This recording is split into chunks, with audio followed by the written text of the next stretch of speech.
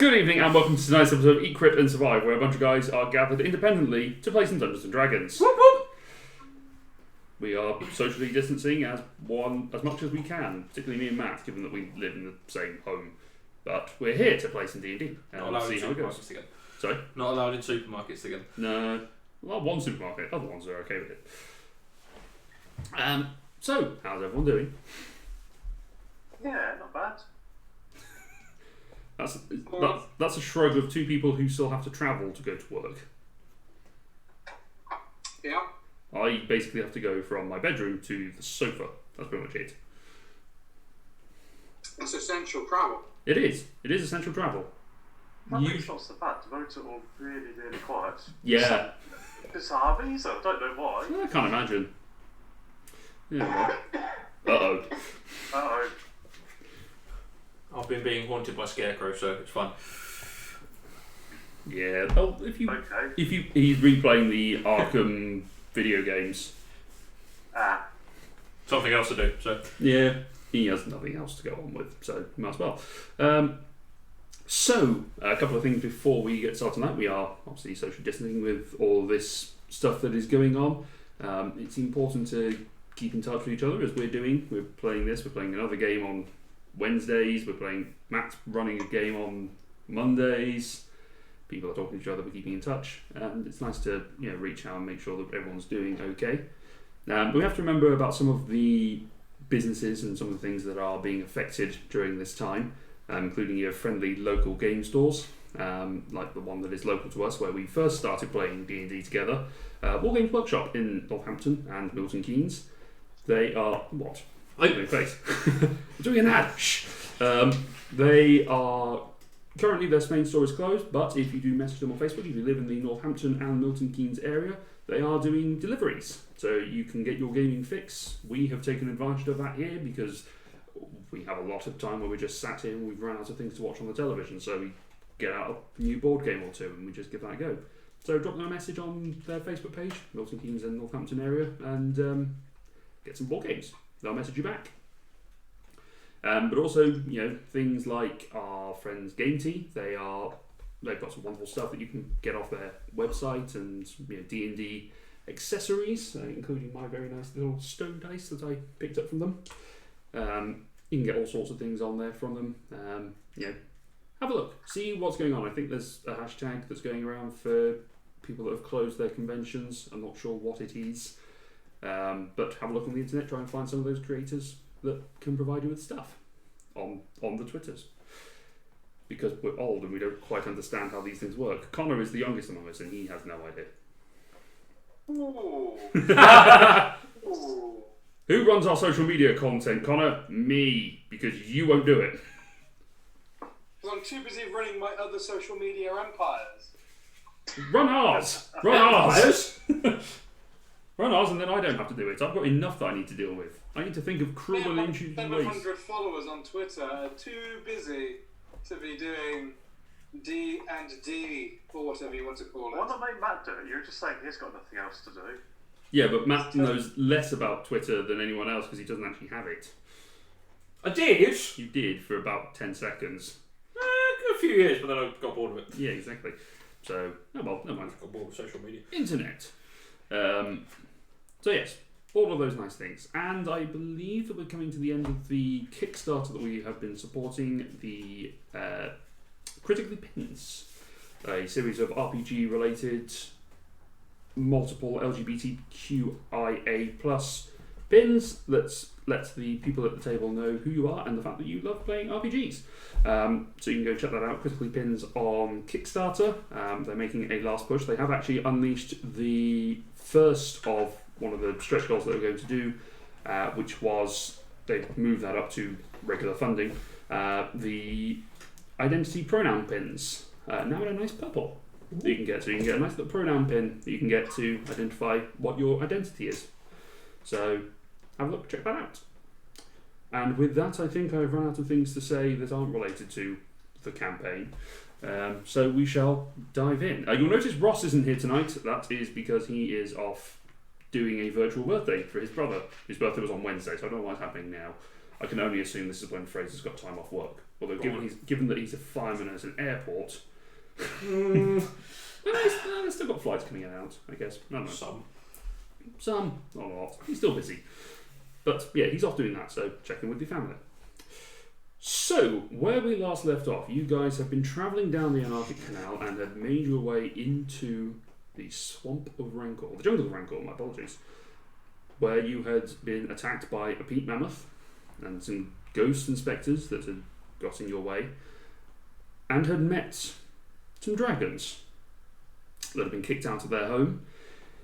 They guided you to meet their father, Belgabad, the Bone Melter. And after some conversations and some medicine, you found that he was sick due to a poison that had infested the system. And the only way to deal with that poison was to go and make a poultice out of a particular root of the tree. You went down and picked up the necessary root, Foundling and Actaeon picking up that root from the pool, as some dinosaurs with weird, monstrous, spiky tails started hurling things at you and taking chunks out of you. As you fled in terror, you made your way back up to Belgabad and you made the poultice for him, which seemed to extract the poison into one big, gooey, fleshy lump, which you then disposed of responsibly. So Belgabad said that he is... This is a bag of holding for later. We'll drop it on someone. Yeah, it might be needed. Might be useful. Found the troll dick. Belgabad is now risen, reborn. And that is where you left off, with a black dragon, an adult black dragon, posturing, and his 3 children nearby. What would you like to do with anything? Rest. Immediately fall asleep. Yeah. That's my line. Yeah, but I need it. Foundling needs a long rest. What time of day is it? It's about... How long have we been up? It's about 7, 8 in the evening. But obviously you're quite close to the equator and it's getting closer, so it's kind of like it is now. Still quite bright. Oh, goody. But Belgabad says to you, "Thank you for your assistance. I must hunt. I must eat. Once we are sated, we shall return to discuss what we are doing next." Okay. Okay. With that, he takes off with his children in tow. As he does, he vanishes into thin air, seemingly turning invisible as you are recognising the sort of magic that he is able to conjure. Okay. Oh, Stealth crap. Dragon. Stealth Dragon. I mean, it helps with hunting. Okay, so we're kind of left. In the hollow where he had cleared out quite a lot of trees. There is some patches of dry ground that you can set up shop if you want. Set up a dome. I sit. You are sat. Are you doming, Gunter? I can do. If you do the dome, I'll set an alarm just in case. Okay. Works for me. I will start casting the dome. Okay, you cast the dome as a ritual, I assume. Yeah. And Trick, you're setting an alarm around the perimeter of the dome. Yes. Okay. Per spell set up, you are now all safely contained within inside the dome. Whoop. Actually, I can't. Can you not? Do you not have the material components? No, an area no larger than 20-foot cube, and I think that's smaller than the dome. It's 20 foot by 20 foot, foot but I think radius. it's 10 foot radius for the dome, isn't it? I'm just checking. Fairly sure it is. In which case you'd be fine. Come on. You'd just about be able to manage it. Oh, don't. That's fine. This is Yes, it's 10-foot radius. Yeah. Yeah, so you could. So, yeah. Yeah, you can set up an alarm around the dome. Okay, I'll do that then. Alright. I will also, before resting, start identifying the stuff we got at the hags. Okay. So you spend a good while identifying that, and because I forgot about transferring that across, I have to open up a different document. So bear with me. He's not able to look at his phone during, but I have a different tablet device that allows me to look at things. Okay. Alright, so you spend your time looking at the various items. It will take you 1, 2, 3, 4, 5. It takes you about 50 minutes to identify all of them. I feel like we're resting long enough that Yeah, you have enough time. You have enough time, it's easy enough. So you find that the bottle with a love heart bubble is a filter of love. The sort of oil bottle is oil of slipperiness. Lol. The orb is a drift globe, which Kelazar, actually you're surprised that you don't remember this because you did have one early on in the campaign. As I say to the empty chair that is Kelazar. Sorry. What are you looking for? I've misplaced the D8. I don't know where it is. It's a what? A D8. Oh. A drift. Oh, a drift globe. Drift I never globe. actually used mine. It got stolen Yeah, Asher had it for a while. and And it died.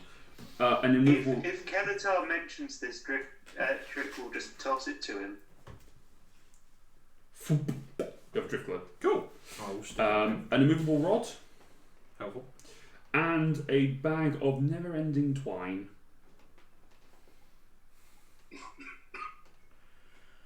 I know, Connor. Never-ending twine. Never-ending twine.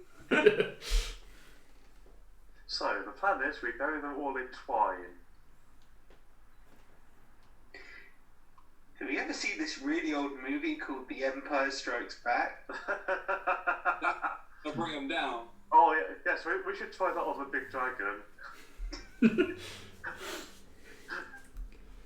As you well know, I have never seen The Empire Strikes Back. No, but you have seen Captain America: Civil War. I where have seen that, Spider-Man and I do does the I same do thing. get the initial reference, both to The Empire Strikes Back and I want to say the Yeah. AT-ATs. Yes. There Well you go. done. 18 feet. Anyway, so those suitably identified, you can begin having your rest. What is the command word for this drift globe? Whatever you would like it to be. Okay, I'll think about that. Fluffernutter. I don't know. I'll let you guys decide because you're more likely to remember it. Oh dear God. Turducken. Turducken.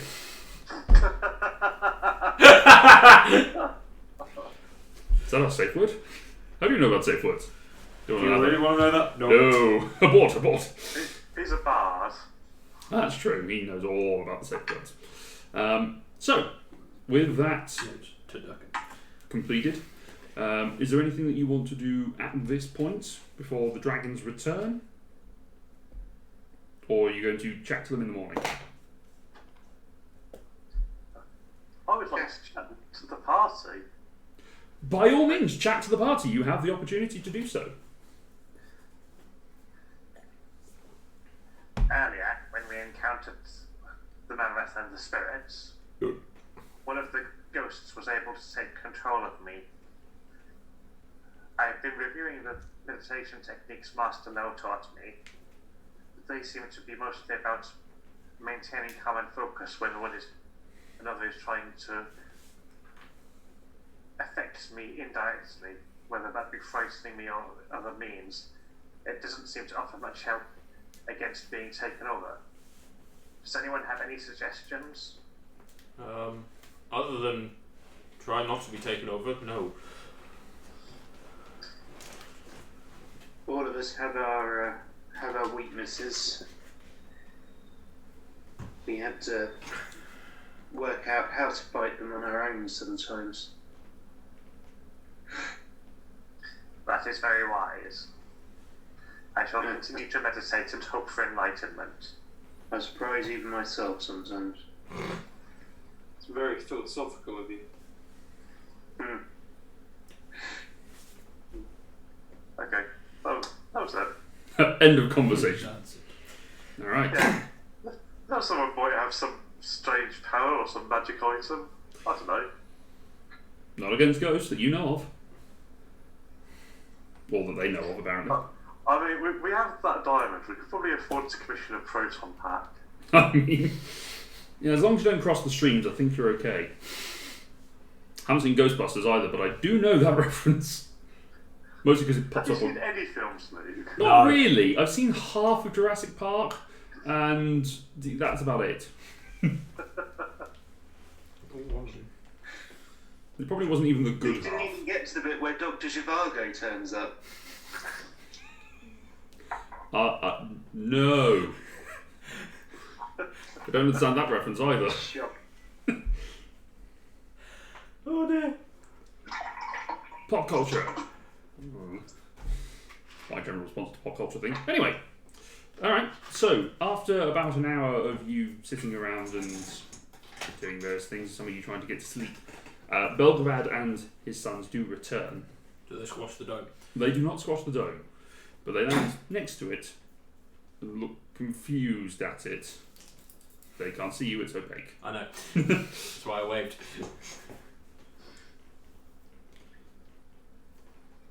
Belgrad says, "Is that you? Ones who raided?" In common. Yes. Very, How's the past home? very well. We shall discuss in the morning. Found money? He sort of slumps down. You see that between his claws there is sort of a haunch of, you're not quite sure what it is.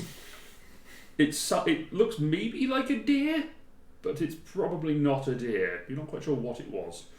But he gnaws on it for a while. I think what it was dinner.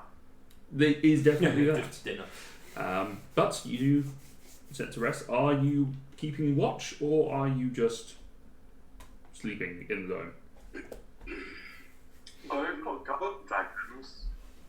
You have got guard dragons, yes.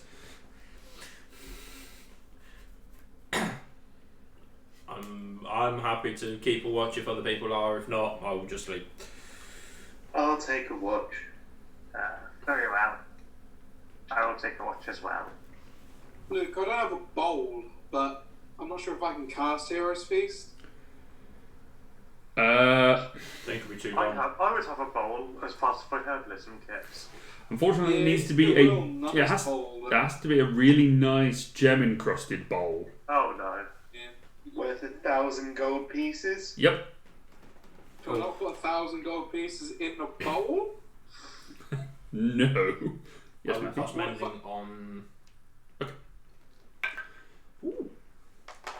I just put 10 platinum pieces in. That'd be easier. That's only 100 gold. Put 100 platinum pieces in. You could put a request through to the guild, to Kafina's guild, to see if they can procure one for you overnight. So if you stick your head in the bag and start, they'll be able to see your face. Yes, exactly. If you put your head through it on a long stick. A long stick. I would only prefer if I could have it now, because tomorrow I have a feeling I may need my 6th level slot. You can ask the question and see if there is a response. I will ask the question of this mystical bag.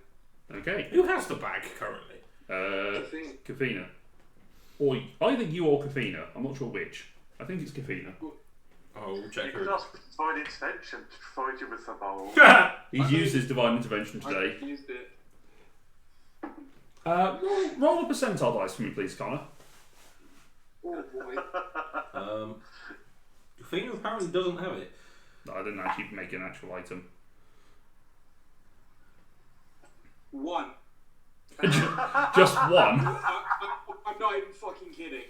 Wow. I'm fuming right now. Fuming. Alright, you put the letter through and you wait for about... I need a minute. You put the note through and you wait for a short while. And there is another note that comes back that says, we can provide this and we can send it to you. Where are you? I'm in the jungle. In the middle of the jungle. The response that comes back says, we'll just scry on caffeine. About 10 minutes, in fact, actually. Make a wisdom saving throw for caffeine, Matt, because you've got a stat. Oh, God. Whiz save? Yes, please.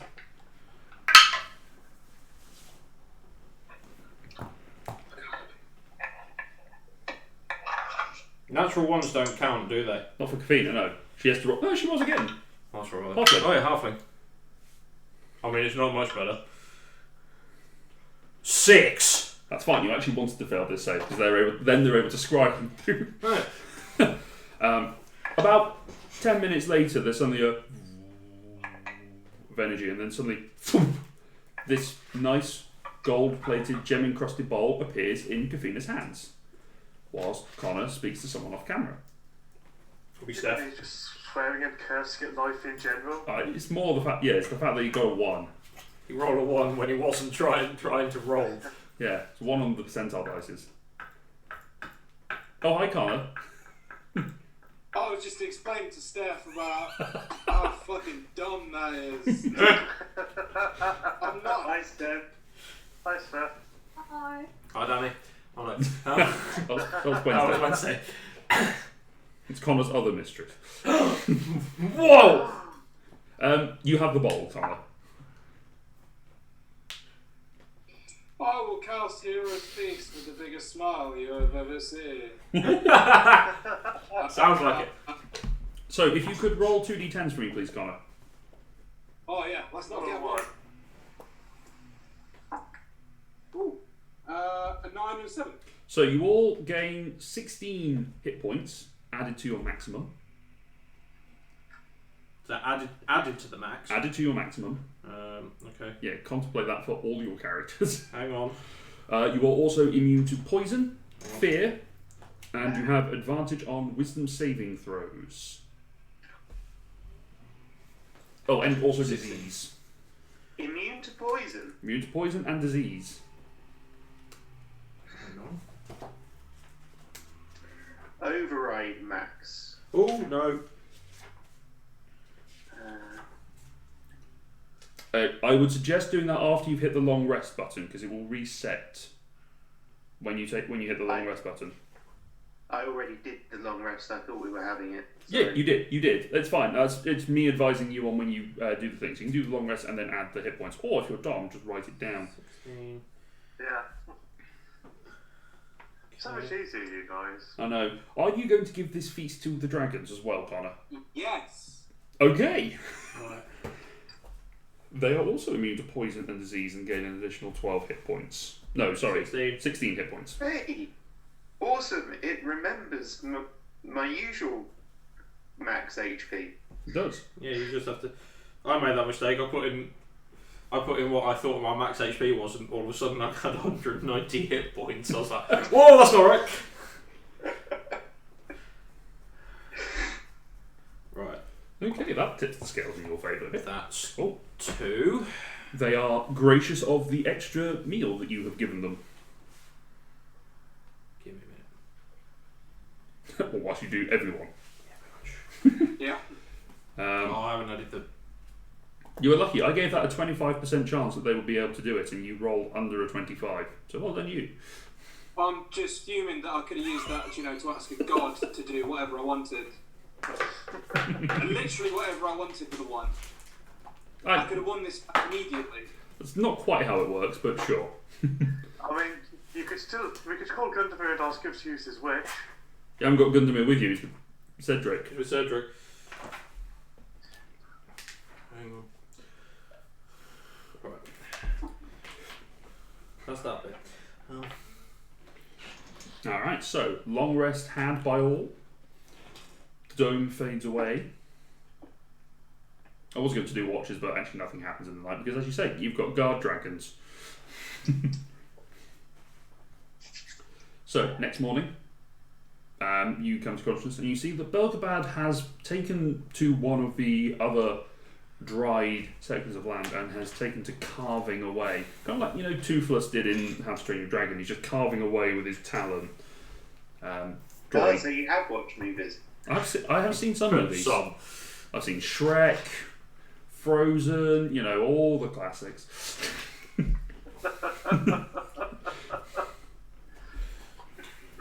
I've watched the Paw Patrol movie with my nephew. Yeah, I know. It's also the Paw Patrol movie isn't a thing as far as I know, so I've got away with that one. But anyway, It wouldn't surprise me. he is drawing a map for you. Does it look suspiciously like a map that only you and I can see at this current moment? Yes, if you would like to put that in.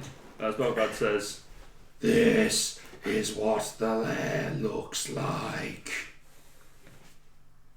What the land looks like. Later. Yeah, later we'll do that in a moment. No, do you need the passcode? It looks like an empty share. It does look like an empty chair. It hasn't quite worked. This Matt has failed to do things. Click join. You did. You need the passcode for it. Bear with me. You should have it on your phone. Somewhere. Technical difficulties. Technical Please stand difficulties. with me. I know, exactly. So you need some hold music. How do you wish to deal with this situation? Well, first of all, I'd like to have a look at the map.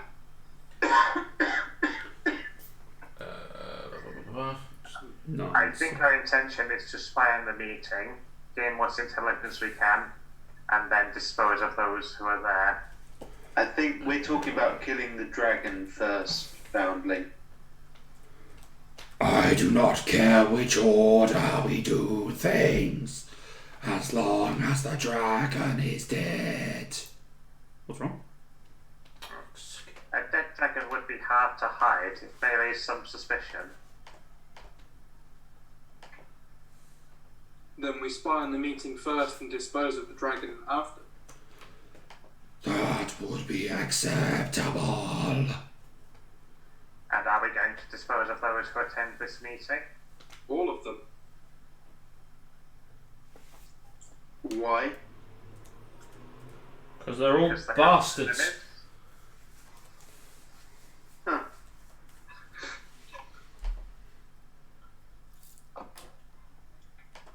Do you have a compelling reason why we should not?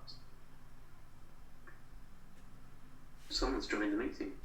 Come back. You could disconnect the audio on it, Matt, so otherwise we'll get feedback. Yes. I feel it's not a good idea to make your decisions before you know as much as possible. Later. Saying now we're just going to kill them all might be unwise.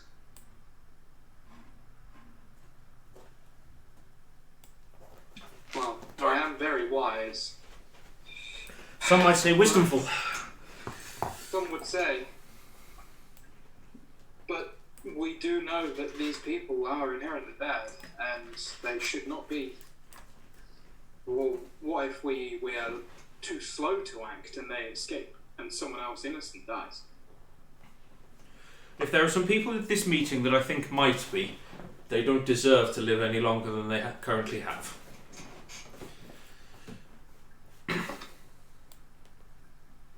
Wow, you really hate these people.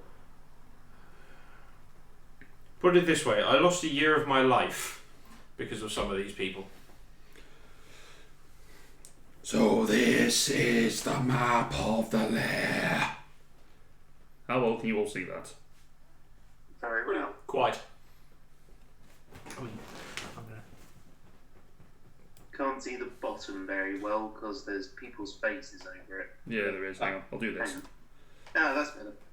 I'll just move things out of the way. Yeah, I can turn you all up. You can. Well, Move the cables out of the way. Ah! Oh no! You've fallen over. That's fine, you're not on shot anyway. well, that's all right then. These Apologies, are internet. tunnels which my kobold servants would use to enter from the scourging. You may use them to investigate. This is the plateau where I send my night rest. Occasionally, food is left on this shelf, where the kobolds leave it, so I do not have to move. Doing a fancy life. The trees here grow as part of the structure. Woven trees and stone.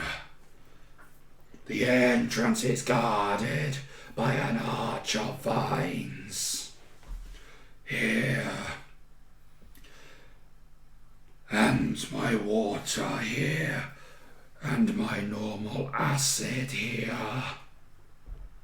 Oh, okay, acid. I thought that was sand. Nope, acid. I thought it was treasure. I But, don't think you want to make a castle of. sorry. Normal acid. The acid that I use to dissolve the hardest flesh for consumption. Right, okay. I was just thinking that meant that you had abnormal acid, which slightly confused me. If you could see a dragon smile, it's very, very intense. Yes!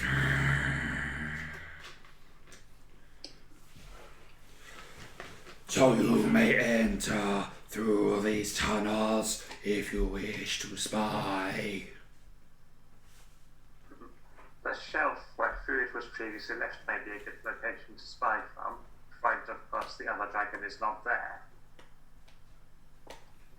You will not know unless you enter the lair.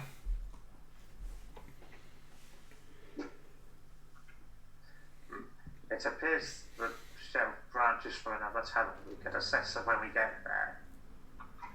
Indeed. Also note these tunnels are lower and come up into the lair.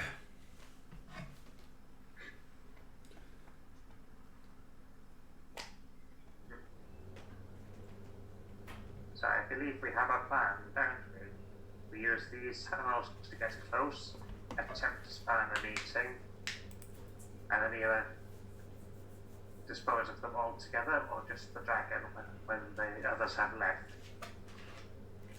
Anna, I know you say it every single day, but remind us when this meeting is. I believe it's tomorrow now, isn't it? It is tomorrow, yes. Oh, okay.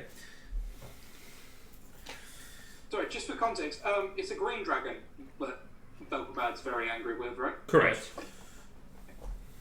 Do we know anything about green dragons? Make an Arcana check. Or history. Kalatar, you may also bard for bard Bard things. for bad things. Sorry, Arcana or Arcana history? or history, whichever you prefer. I will go with history. Okay. 19. 19? 28. Lisa's bought one before.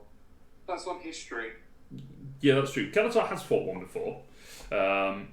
But you also know, Anna, that green dragons are vain and cunning among the chromatic dragons. They are also poisonous, and they do like to manipulate servants to their will. So often they will have some servants that they have bent to their will to follow their bidding. They like to sow dissent and discord. But, as you say, they are poisonous, and that no longer is an issue for you guys. Yeah, that's basics of Green Dragon. Fine, the lots of followers, I think. Cool. If we are going to attempt to sneak through the tunnels, it would be good to have a way of communicating when we plan to commence our attack. I can see to that. How will you communicate? I'm reading the spell. Get off my back. You would not want me on your back. I don't know, might be alright.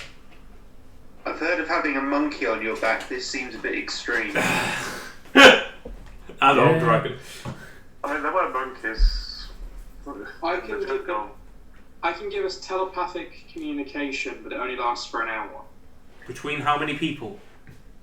8. Whoa. What is the range? This plane. That is convenient. Holy fuck. But what if they do not communicate within your hour?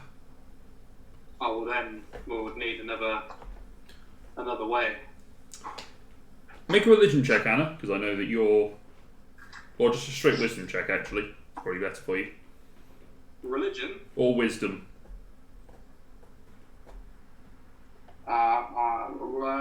24. Good roll.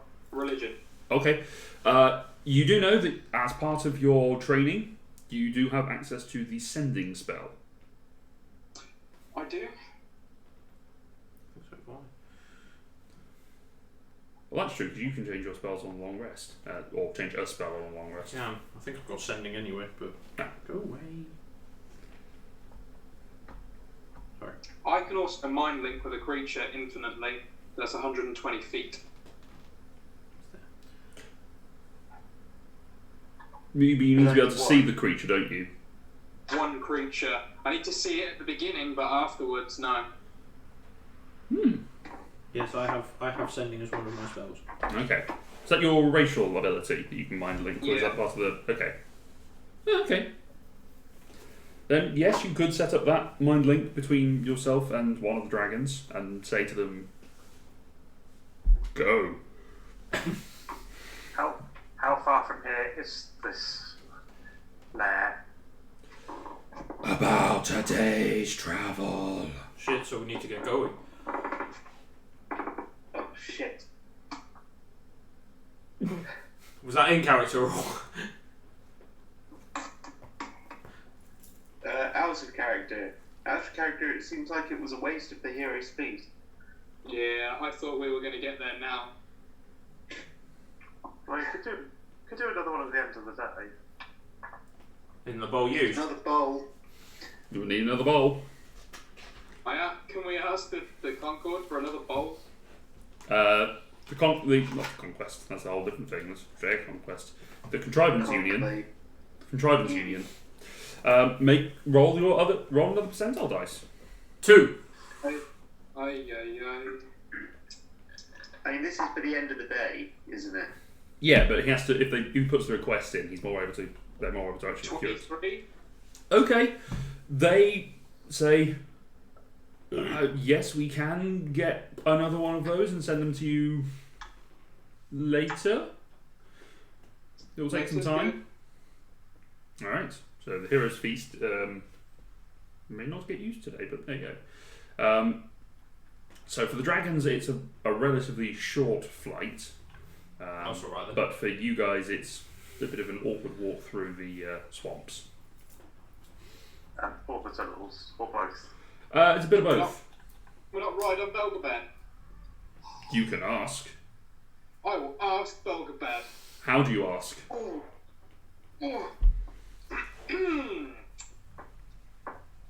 Oh, mighty Belgabad. May we ride upon your back like a noble steed. Make a persuasion check Oh my god. as the DC skyrockets. Ooh.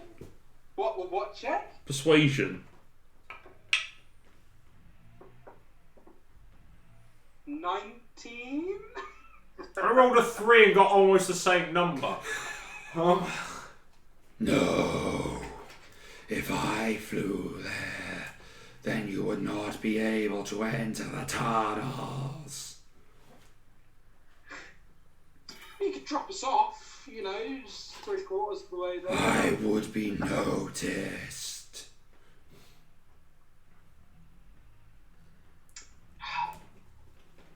Well, I suppose we'll have to walk, but I don't think you're being very reasonable, Belgabad. We just thought you were great. Karatar stands there with a look of my hard work that I've put in with my words over the last few days is being brought to naught. He was gonna eat me. Trick hides behind a tree. You are. Make a stealth check. I don't do well. 28. 28? Okay, you're hidden behind a tree. What was that, Connor? I don't do well with things that say they want to eat me. Bless. But no, they are not particularly willing to give a ride. I'm just going to offer a ride. cancel this bot video. Worst Uber ever. Shall we make our way as far through the tunnels as we can today to be as prepared as we can be for the morrow? I We think would not wish to get caught up and delayed on the route when we I think that would be the best plan.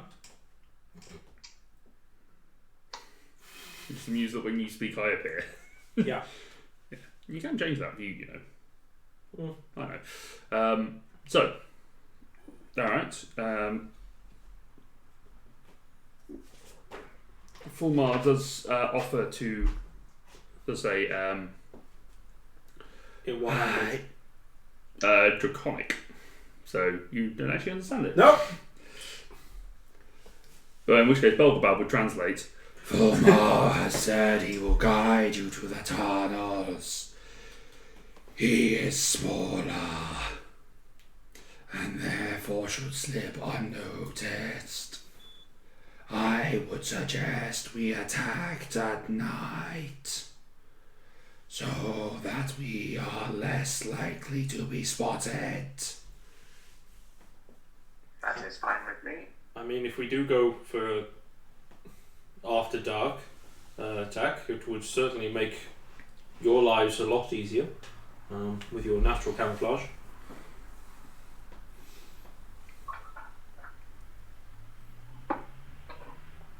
Very well then. We shall see you tomorrow. So your communication now, just to double check, you have to see the creature to connect with it first? Yes. Okay, so that's probably not going to work in this instance. You won't see We can Belgabab. still hit him with sending. Yeah, sending will work. That'll be fine. Right. Can the dragons kind of communicate with each other? Yes, by speaking. But they can't kind of over a distance? No. Okay, that's fine. They do shout. Alan! Alright, so you set out on your walk, following the dragon. How are you proceeding? Are you going stealthily? Are you... Oh, stealthily, I think. Alright, everyone make for me stealth checks, please. Oh, Anna, I believe disadvantage? And No, mithril plate. Gotcha. In which case, disadvantage for Actium. He definitely does have disadvantage. Roll for 3 characters, Matthew. 4. Oh, 4 characters, of course.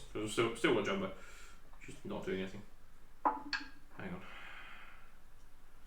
Stealth. Right. So feet. Oh, brilliant. Me. With that one. No. Jumbo's roll for- is better than mine. Oh, disadvantage. Wow! Foundling. 7. Trick. 23. Anna. 12. Matt's cacophony of many things. Fee 5. Kosa 1. Still. Jumbo Can I tell with what, sorry? 1. Jumbo with an 8 on the dice, so I think that's about a 10. And Axiom, I don't think Jumbo's got a dex of 4. you might have 2. Okay. So it was an 8. It was an 8 on the dice. Okay. And then with disadvantage for Axiom, I rolled 2 18s, so 17. Okay, so the moose in plate mail and the tiny gnome are the stealthiest amongst you. As you make your way through this. As a group, it's not great. 10 for Jumbo. Oh, it's 10. He's got a +4 for stealth. +2. Oh, you said 8. Sorry, Yeah, my apologies. It's been a long day of work. You've been fighting as Batman, so you know hardly a conscious day for you. That's It was work. Being Batman is hard work. Definitely is. Yeah, until you get called for dinner. It's just bad. Yeah. Well, I'm in control of all your fate here, so you know. But you continue on the walk, unscathed. No one seems to really trouble you. Is Fulmar guiding us? Fulmar is guiding you, yes. At which point I will cast tongues, Okay. so I'm able to Talk to him. talk, Okay. just in case. Okay. At what point do you cast tongues? Because it's pretty much a day's worth of travel, and he's just sort of hopping from tree to tree.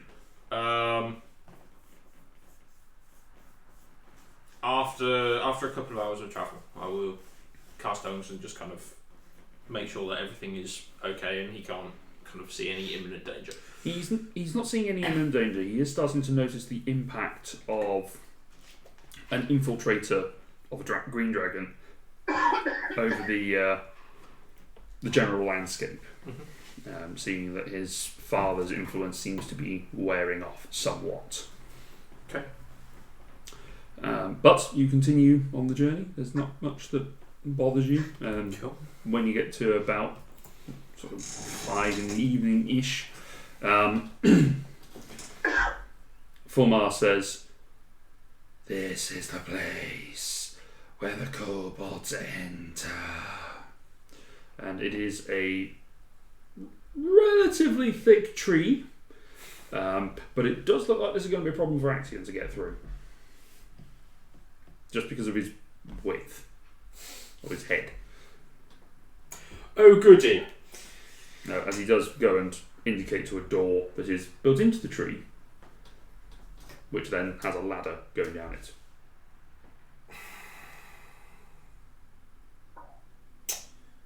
Sorry, Ross, we're going to have to cut his head off.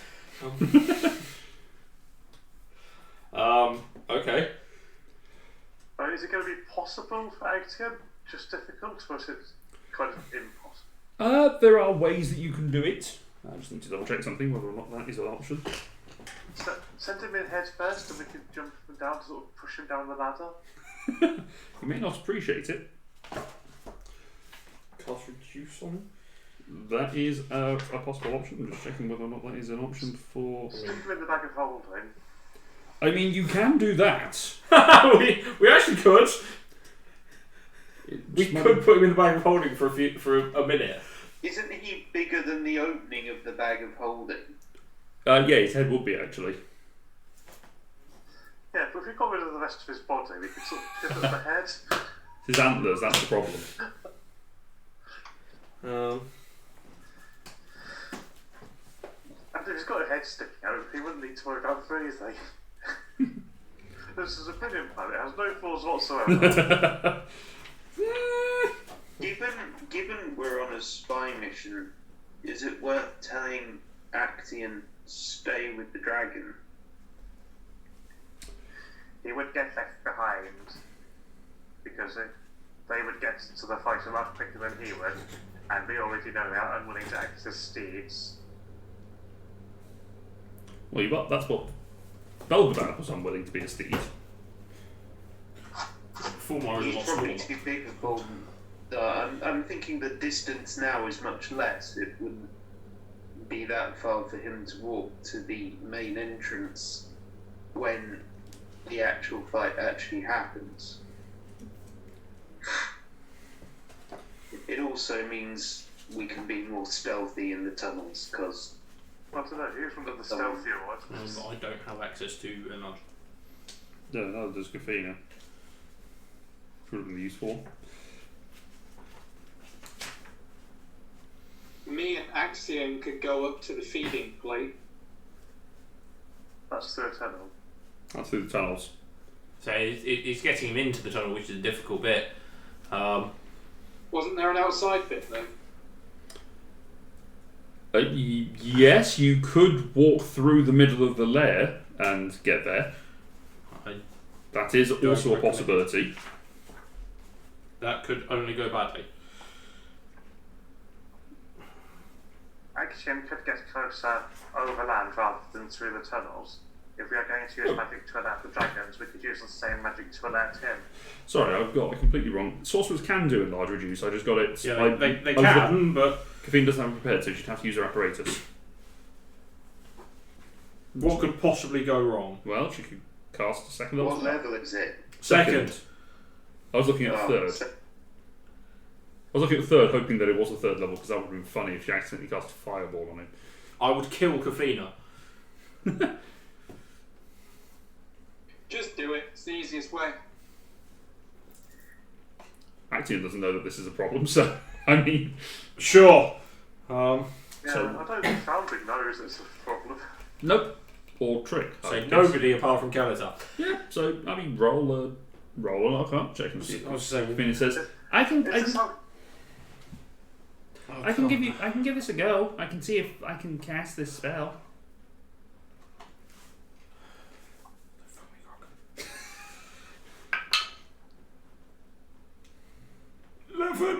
11? Yeah.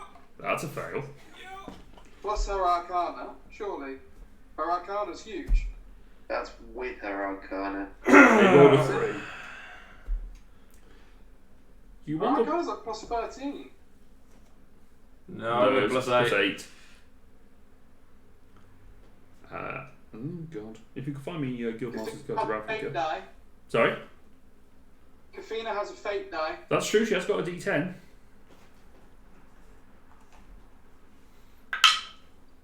Thank you, Connor. Thank you, Connor. That's a Love it for 20. Okay. She sits So roll 9. concentrates a moment, she thinks about it. She almost gets one pronunciation of the words wrong and just yes, that focus there, and you just watch as Actian shrinks down to gnome sized. I pick up the moose. Still bigger than Trick. Yeah, he's still bigger than Trick, and he's still heavier than the top can pick up. But you now have a pint-sized Actian who can now fit through this passageway. Oh god. Enlarge, reduce last This is full. adorable. I think it's an hour. It might only be a minute. At which point is throw him down the ladder And hope. that he gets to the bottom. Up to a minute. Okay, so we're as soon as that's cast, we're going in. Action first, I think. Action Yeah. goes in first and gets down to the bottom of the tunnel. The tunnel is a little bit wider, but it's still not going to be hugely comfortable for him when he goes back to full size. Because it's built for kobolds, and kobolds, as you know, are small. So realistically, it's not going to be massively comfortable for any Any of us. human. But you Apart can, from the halfling. Should give Kafina, probably. yeah. But the spell does eventually end, and Actian does fill out, and the side of his horns do scrape along the sides of the tunnel, but the tunnel is soil and dirt rather than stone, so it's not a It's alright. scraping sound. But you are now down there. What is the marching order? Obviously, Actian is first. I will go behind Actian. Colours are behind Actian. I'll go third. I'll bring it. So that is Foundling third, Trick at the back. I was going to say that, yeah. Yeah, I heard bringing up I assume that was rear. Anna, any preference? I'll go in front of Trick. Alrighty, which puts Kafina in the middle-ish. And Jumbo. You can go behind me. Alright, I'll use this knight for Jumbo. Actually no, I'll use this I'll dwarf. find you a blue meeple if you want. That's right, I'll use this dwarf. Dwarf. You're a dwarf for Jumbo, that'll do. Alright, so you make your way. Need that dwarf actually. So? Nothing. You can make your way through the tunnels now, or you can choose to rest up here and get a starting early. You're early into the tunnels because you're not going to be there. You don't know when the meeting's taking place, and you assume the attack's taking place in the evening. So, Would it be a safe assumption to make that the people coming to the meeting aren't going to be coming through these tunnels? that is a discussion you can have with yourself and your party members. Discussion with myself. I mean, half the party is you, so. Well, yeah.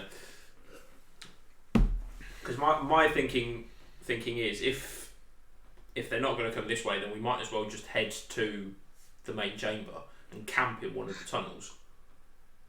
We could head at least as far as the fork where the fluid shelf tunnel splits off. Because then at least if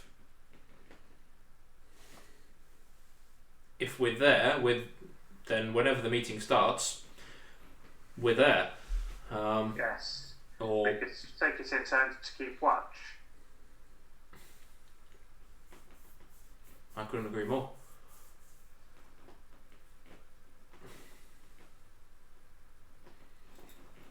Yes.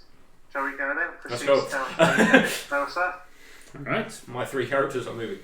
Everyone make stealth checks, please. Oh god. Right. V. Also, I get water. Good.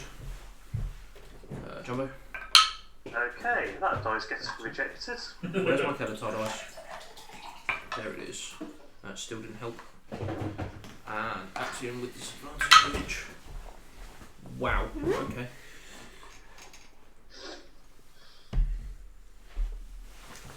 Family. I rolled a natural 1, which gives me a total of 6. Trick. So what's this? Stealth check. Oh, right. Sorry, I missed that. So, Anna. 23. 14. Roll below a 10 again, did you, Tom? Rolled a 3. Yep. Wow. Kelatar. 7. Jumbo. 17. Actian. 14. Kafina. 19. Okay. Moving through wet soil tunnels, there's not a huge amount of noise that you guys are making. As a group, you sort of get away with it.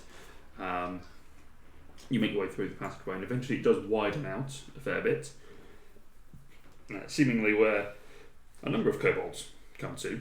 And after a bit more exploring, you eventually do come to a fork, which does seem to be reminiscent of the passageway that led to the small shelf that looked out. Can we hear if there's noise outside? Make a perception check. That's what perception's for, Matthew, not investing. 21. 21, okay. In the book. You listen. There's nothing really that draws your attention at the moment. It's more, can I hear sort of outside noises? There's nothing coming down the passageway, no. Okay, so can't hear wind or bird calls or No. dragon snores. No. You do know that you are around 6, 7-ish in the afternoon, evening, at this point. So if the dragon was coming back, you don't know. They could either be a very quiet dragon or they're just not there. Yeah. So the meeting is supposed to be tomorrow. I say quietly, obviously speaking normally for the street. I appreciate that. I suggest we make camp here overnight, and then possibly tomorrow, the stealthiest among us, which I believe is Trick, could sneak a little closer, and when the meeting begins, could give us some kind of signal. I should be able to do that.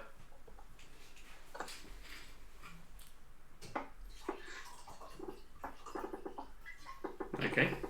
So are you setting up camp where you are and sending Trick on ahead, or what are you doing? I think we're going to send Trick on tomorrow, because the meeting's not meant to be till tomorrow. Okay. Am I right? Yeah, meeting's tomorrow. When did we arrange with Beldabad that the attack was going to It be? was going to take place at night.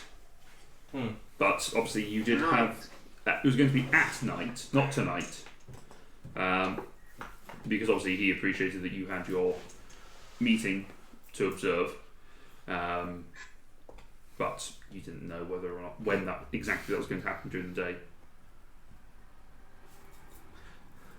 You alright there, Connor? Yeah, I'm reading spells, sorry. Okay. I'm thinking of changing some spells over to help out. Okay. All I could see was the hood. I was like, Yeah, no, I'm deep in thought. Alright.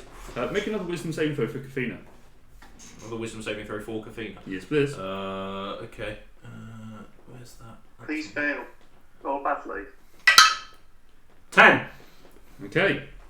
There's a sudden pop, and another gem-encrusted bowl appears. What? Is it targeting just Kafina? Yes. Oh, she has advantage, I shouldn't see. 12. Oh, okay, still fine. That's right, the ring spell turning. It just says advantage against spells targeting only you. I was like, Yeah, no. Yeah, so she has been scried upon, and the bowl appears in her hands. So you do have, Anna, the capacity to cast another Hero's Feast. Only this time the dragons won't get it. Yeah, that's fine. I'll cast it now then. Alright. Roll your 2D. We're looking to go in within.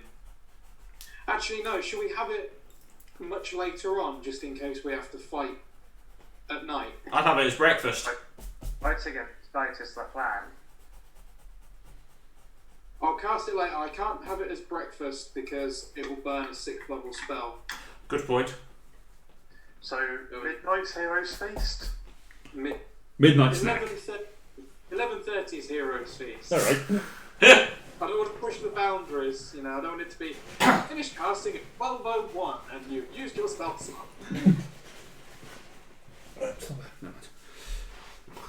Alright. So you set up for the night. You have the Hero's Feast cast upon you. I will Dome. So alarm set up. I'll roll the hit points. Please. Please be a 16. 7 and a 6. 13. 13, so take 3 hit points off what you previously had. Matt, make many calculations. Well, I just have to change 13 or 16 to 13 3 times. Yeah. And for obvious reasons, you do not have to worry about Jumbo eating. No, I will just cast Mending on him again. Meh. Okay, you get another. Got half hit points. Oh, another 5. There you go. Alrighty. Question. When I cast Mending on Jumbo, Yes. do I just add the die or do I add the con mod? Yeah, it's as con well? mod. Yeah, that's right then. That's what I Essentially using it as a hit dice. That's what I have been doing. So Yeah. How dare you? just wanted to check that I wasn't doing it wrong. Okay. So, second long rest had, unless there's anything you want to do. Trick. Yeah. If you had to go and spy and give us a signal, we would need something quiet. I can use. Do you know the message spell? We know of it. What did you say, Calator? We know of the message spell. Well, I can cast that. I can whisper, Actually, Feast got it as well. and one person. I think that I can see, but I shouldn't be too hard for me to keep someone in sight. Hopefully. You don't need to be able to see them, it can go around corners. You just have to be within 120 feet. There's a range in there. The range. 120 range feet. is 120 feet. So, yeah, I should be able to whisper something, and only the person I send it to will hear. It can go through objects. Which is useful if Bink is standing in the way. Which more if you go around the corner, it Yeah, doesn't no. kind of take into account. Yeah, it's fine. You've got enough distance from where you are. Sorry. That's fine.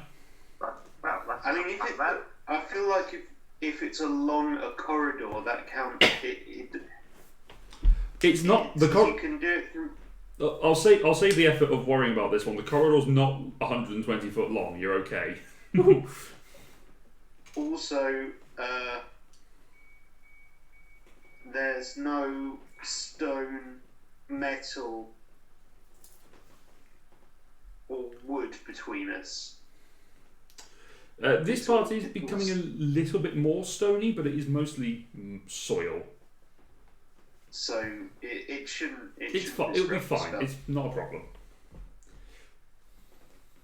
But he's getting a little bit more solid as you go up the stairs, whether that's because they've reinforced it or what, you don't know. But that passageway is available to you to go and lie in. You are up the next morning now, unless there's anything else in particular you wanted to do overnight. Any spells you want to swap out? No? Okay. Not I can think of. Alright. Connor, Yeah, are you sorted with spells? I am. Yeah, no, I'm just reading them to confirm that they are indeed useful. You've got that water breathing just in case. No, I've got a UA spell on my side now, so... Otherworldly form. Oh. Okay, so you set up next day. So Trip, you are going up first. Is that right? I am. Is there like a corner just before? This is to the ledge, isn't it? Yes. So that is to here. Can I see the combat cap? Yeah. Okay. So just before I go out onto it, just sort of round the corner, Mm-hmm. I will actually spend 10 minutes casting comprehend languages. Okay. How long does that last? That lasts an hour, so I will actually repeat that each hour. Just duck back round the corner, spend 10 minutes casting it. Okay. What are the components of it? A pinch of soot and salt. Verbal. Yes, Okay. but I figure I can be stealthy about verbal, and it's yeah. Are you proficient in sleight of hand? Actually, no, it wouldn't be sleight of hand. I have expertise in sleight of hand. And stealth. So otherwise, And it's going to be a 23. I think fairly certain with your passive perception. Yeah, you're fine with that one. So yeah, I'll say that's okay. So you are coming up to here with comprehend languages prepared. Yep. You do see. Make a perception check actually from your hidey hole. Okay. Put everyone 19. in position down there. 19. Okay. So you can see from your little hiding position that you do have the green dragon sat on the dais, alongside a large humanoid that is sort of sat, well, tall humanoid, bulky, broad, that is sat there leaning with their back against the dragon. You can just about see him actually, probably on this side. But he is just lying on his back. In fact, I'll turn this that way so you can see where he's positioned. Just leaning against the dragon, sort of watching the entrance. And the dragon's keeping an eye out. They're not speaking. They're just sort of sitting and waiting. They don't seem to be particularly aware of when this is going to happen either. Currently, no one else is in the area. Okay. While we're waiting, Mm-hmm. I'm going to suggest to the party that we organise which order we're going out in when things do kick off. Mm-hmm. So I'm going to suggest that I go first because I'm very fast and need to get close to hit things. Which way are you going to go, family? Are you going to go up to the feeding ledge, or are you going to come up through the other side of the tunnel? I think up the other side of the tunnel because I know Trick is kind of in the way on the other one. Okay, so you can go there. Actium would probably come up behind you because he's similarly inclined. So I'll say you two there, just so I can make it easy for me to see.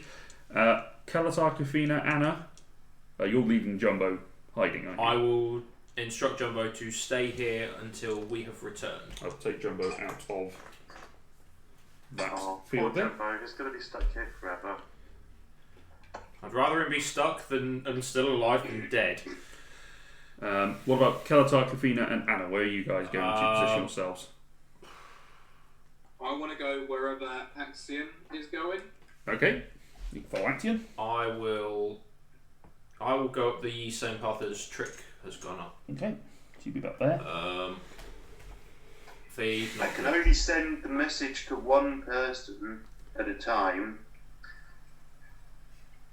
Yeah, that doesn't matter. This is for me positioning for the moment, so I know where people are planning to go. Obviously, it's just otherwise it's all clustered together in one spot. I'm assuming. So they're not actually there at this point. No, I'm assuming that they're further down the tunnel. It's just easier for me to know where people are going to. We're just making use of the time to plan. I will say that Fee will come down the same tunnel. Okay. Fee will also come that way. Cool. Yeah. No, I'm assuming that they're still clustered together until there's a point where the meeting starts, and then they'll get into that position. All right. As a bit of time passes, you do notice, Trick, that there is some movement, and in fact, a few creatures start making their way into this area of the dragon. Of this lair. They're goblins, large snakes, creatures that look like they're made out of mushrooms wandering through, and sort of snake-based... Cedric, he's turned on us. And snake-based humanoids, sort of reptilian scales across their skin, some of them with sort of human top halves, and then snake bottoms as they sort of slide their way through, which you recognise from your various studies as being Yuan-Ti at various stages, seem to gather before the dais, leaving offerings and gifts before this dragon.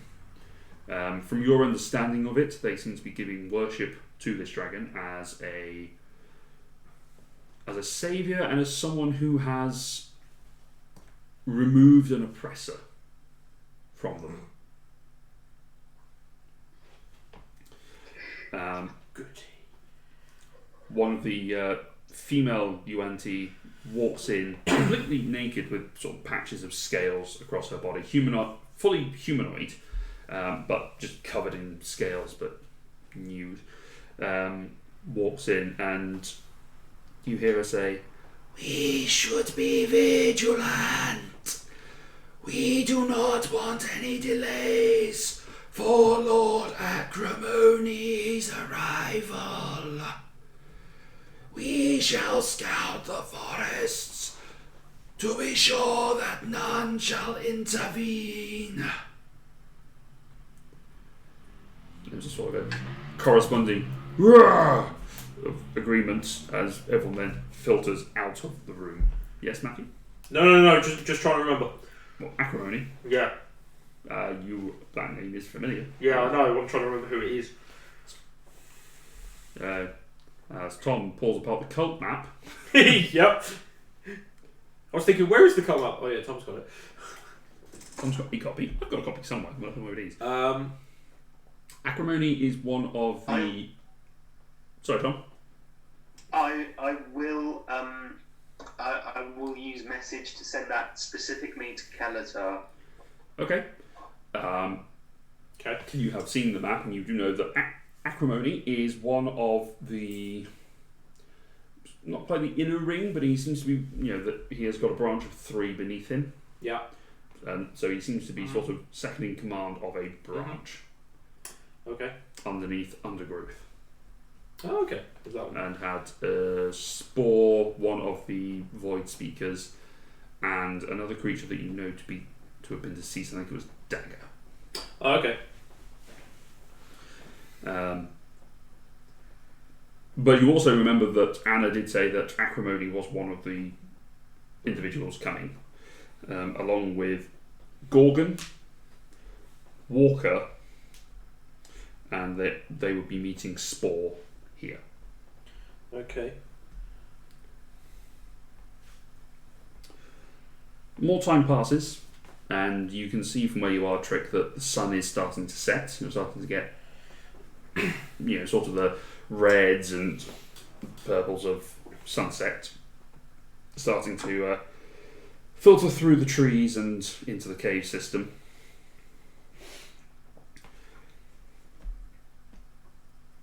As the night starts to draw in a bit, you're getting uncomfortable from your position, but you're used to it enough.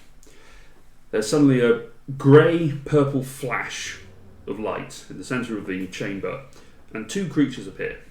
One with a long black cloak covering their head and body, but with long white hair sort of poking out underneath.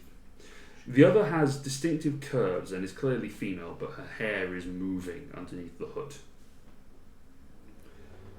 There's another flash, this time of a sort of pale green energy, and two more figures appear, another male and a female. He with a long sword across his back, she, her features completely obscured.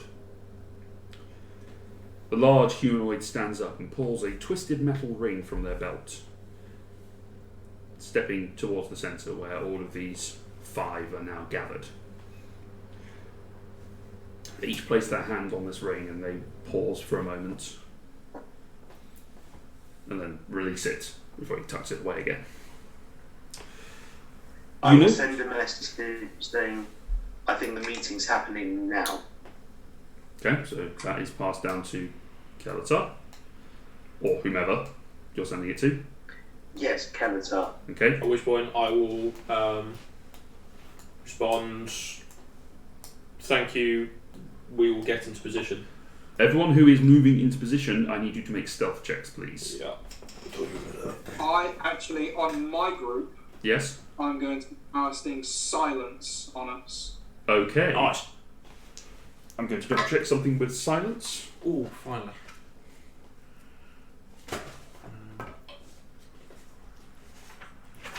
Brilliant. There it is.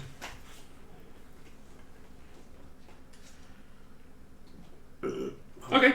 So yeah, you can cast it so you essentially have a 40-foot length of tunnel that you can walk through where you make no sound. Yeah, I'd like that to be near the entrance to the tunnel, so we can make a little bit of noise here, but when we get near the opening... Okay. it's- So sort of around here-ish. That would cover you across the entrance anyway, because it's quite a large circle. So that is Yeah, fine. okay. So in which case, I will say that the group that is walking, so Anna, Actian, and Foundling all have advantage. No disadvantage for Actian. So it's all advantage. All advantage. Yes. Ooh.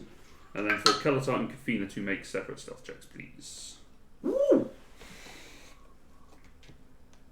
To about there-ish. Ooh, that's all done. He is the master of stealth. He certainly is.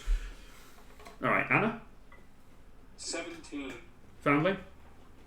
On the most least stealthy vote, 11. Wow. With advantage, Jesus Christ. Okay. I rolled 2 6s. And then for Actian,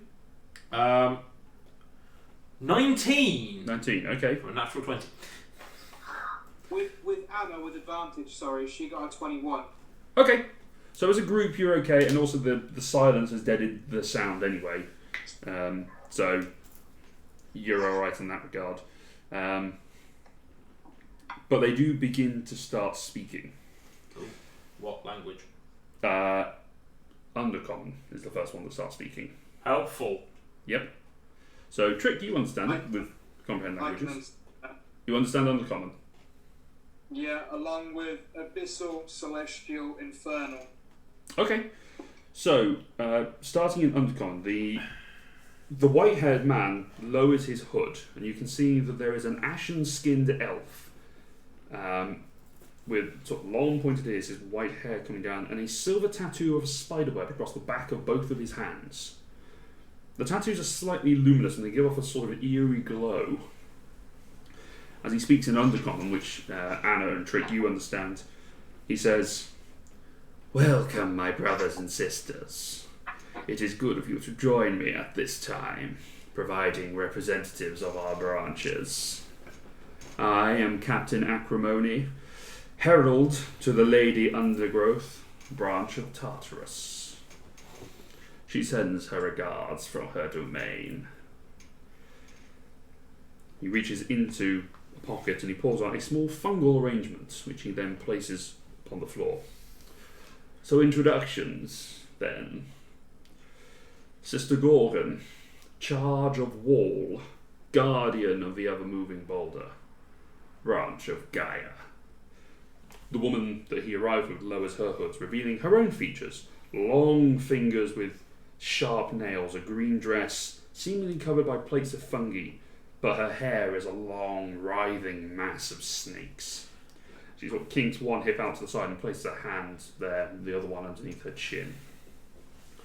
One of the snakes wraps around her bicep and hisses. She pulls out a hexagonal piece of slate and places it on the ground with the mushrooms. Acrimony speaks again. Brother Spore, growth of my own branch. The tallest one lowers his hood, revealing a tall human, scarred by lichen across the growth of his face, which no one recognises, in fact, because you're not in a position where you can see them. I would have moved. There's only enough space. I would move as close to. Okay, to make Trick as a perception check then. Perception. Yes. Wrong dice. That is a 1. Okay. You cannot tell who this is. Cool, that's fine. However, from where you are, you feel like you may have met him before, but you have no idea where from. Okay. Brother Walker, voice of Seer, the eyes of the Admiral Tidal Surge. Shorter man reaches up and lowers his hood, revealing another elven figure with sort of auburn hair, which you now recognise, Kalazar, as Ulrion, the brother of Lireleh. He reaches into his pocket and pulls out a sort of water and oil sphere, which he then places with the other figures. That fucker is mine.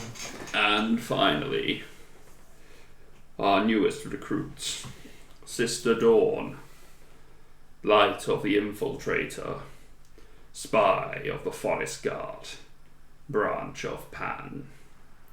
The last woman pulls out a stick with a single leaf from her robe and places it on the ground. She lowers her hair and lowers her hood, revealing sort of grey, straight hair, silver eyes and a stern expression. As you recognise, Kalatar, Lireleh. And that is where we're going to take a break. So yeah, we're going to take a break. Motherfucker! We'll take a break. Stealth broken. So we're going to take a break. We're going to come back in about 15 minutes or so, because this is going to be a long second half, I suspect. See where this goes. So we shall be back very shortly. Thank you for joining us. We'll be back in about 15 minutes. Hopefully we'll see you then. See you in a bit. And we are back. So, as that revelation sweeps over Kelatar, as the only one who can actually see Lireleh, Acrimony says, "We have seen some successes with the experiments. Captain Arcanus was successful in bringing visionary darkness into this plane, but it was only temporary. Apparently there were some interventions. A group of individuals known as the Wandering Stars, I believe. Brother Walker, you and Sister Dawn have some experience with these people?" Orion nods and says in Celestial, "We do. Captain Seer and I fought them in his lair. We thought we killed most of them, but apparently they got back up again. Sister Dawn, you know more about them than I. Could you give us some knowledge of their abilities? The names of who you know?" He turns and looks at you, Lyra. Who are you going to grass up first, Tom?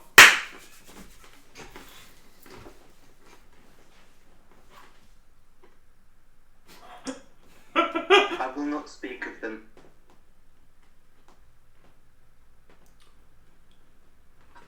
Why?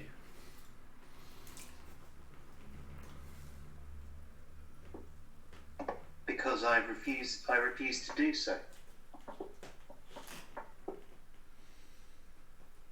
Orion's looking at you, slightly concerned. Oh my! Doesn't want to address the 6 elephants in the room. No, elephants or Wednesdays. Which she doesn't know. Not yet.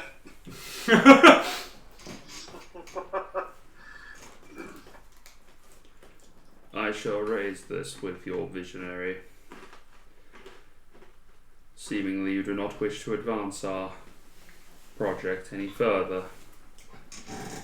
I wish to advance the project as a whole. I have very grave issues with the way that some are choosing to do that. The actions of Arcanist, it sounds deplorable. I do not agree with her methods, but the magical research is still useful. At least as far as the prophecy was foretold. But those who do choose to follow us will be given sanctity within the realms that we provide. If that is what is your concern.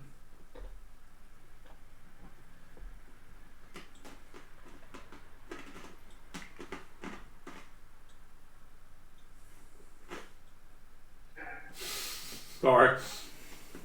God. He's now looking at you very intently, Lara. I joined the Forest Guard because I believed in what he wanted me to do. And why are you here at this meeting? Was it for his will that you attend? He told me to accompany Brother Walker. And yet you do not share intel to those who would thwart our plans.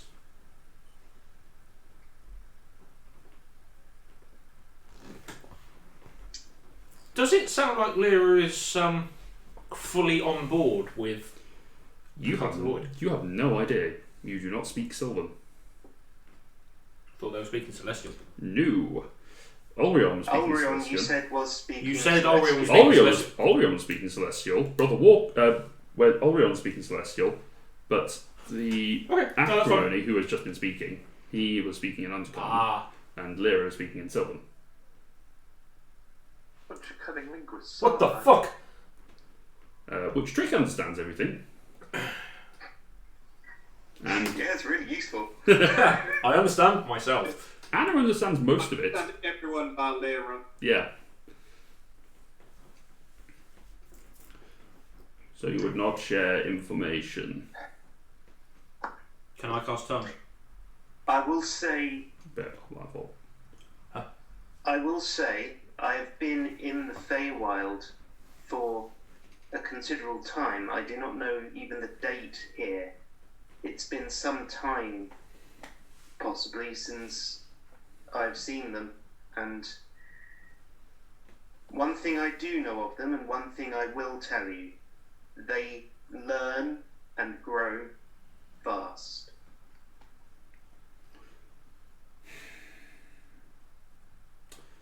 Acrimony thinks for a moment. Very well. We shall be vigilant then. Walker, take a message to Visionary Scorched Lord. Ask him to dispatch weapon and soldier to Seer.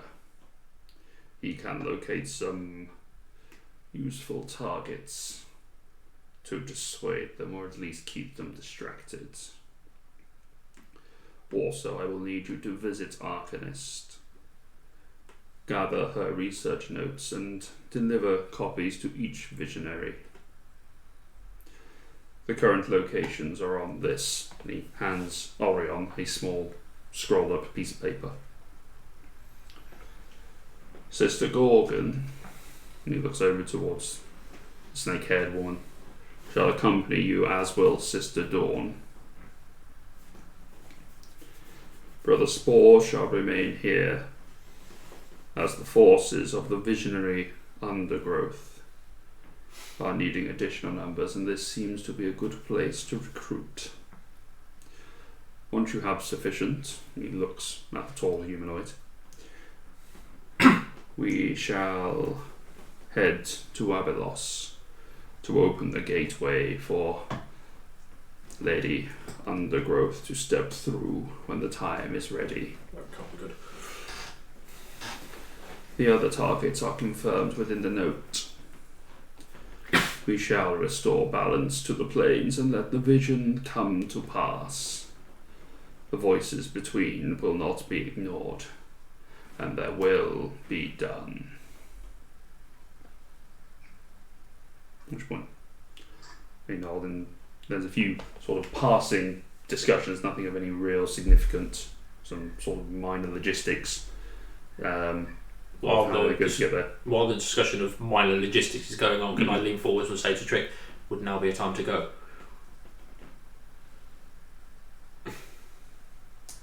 Go where? Into the middle of whatever the fuck is going on out there. I firmly believe if we attack now, we will be wiped out.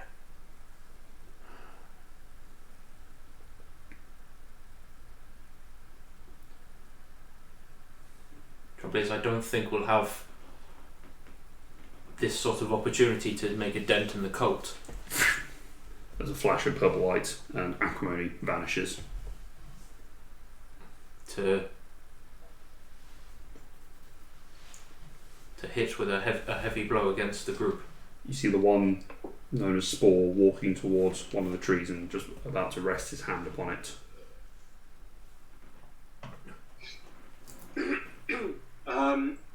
In an attempt to, I want the note more than anything. Okay. That seems very important. Would I know if I used my divine intervention? Could that give a window for someone to go and retrieve that note? Depends what you're asking and how you ask it. How do you know you want the note? I can understand everyone apart from Liralan. Oh yeah. So I know that there's valuable information on the note. The only thing you don't know is who has it, because you can't see any of them. Can I not? Nope, your tunnel is below the eye line of everything else. Oh, then if I don't know where it is, then that'd be The only thing you know that it's with Brother Walker. You just don't know who Brother Walker is, but you do know that Trick and Kalatar were looking from above, so they may be able to point out who he is. I will attempt to ask Morpheus if it would be okay if they all just went to sleep now. Okay. Roll your... Go for it. 11 or... No, 82. Oh, no. You reach out for Morpheus, and he is not responding. Still sleeping. Yeah. Oh, but if I want a bowl... So what are you doing? Trick, you see Walker, well not Walker, sorry, you see these ones moving over towards, bless you, this tree. Sorry, I can't see the combat cam. There it is. Right, okay. Yeah, so they are now clustering over here by this tree.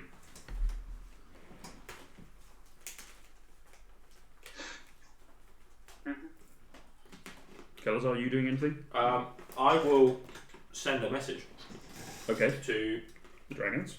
the dragons, Okay. to Belgabad the Bonebreaker. Melter. Sorry. To say, if you are in position, now is the time. Okay. They are out of earshot at the moment, as they seem to be still conversing, but they are out of your hearing range. Who? These- them. Oh, right. Oh, okay. You do hear back from Belgrad. Understood.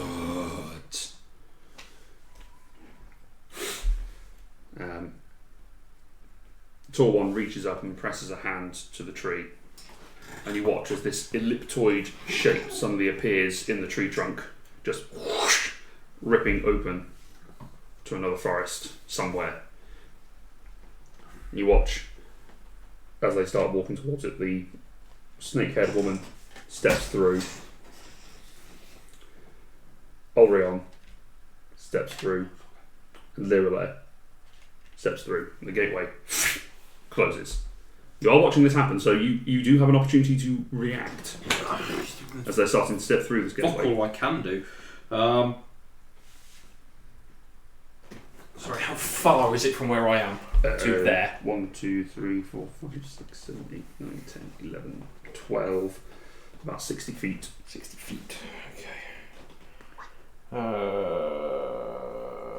Bollocks. I'm trying to see if I've got something that can work in. I will hold them back just for the moment as they're about to step through. Oh, hello. I'm now seeing this as a possible opportunity to act.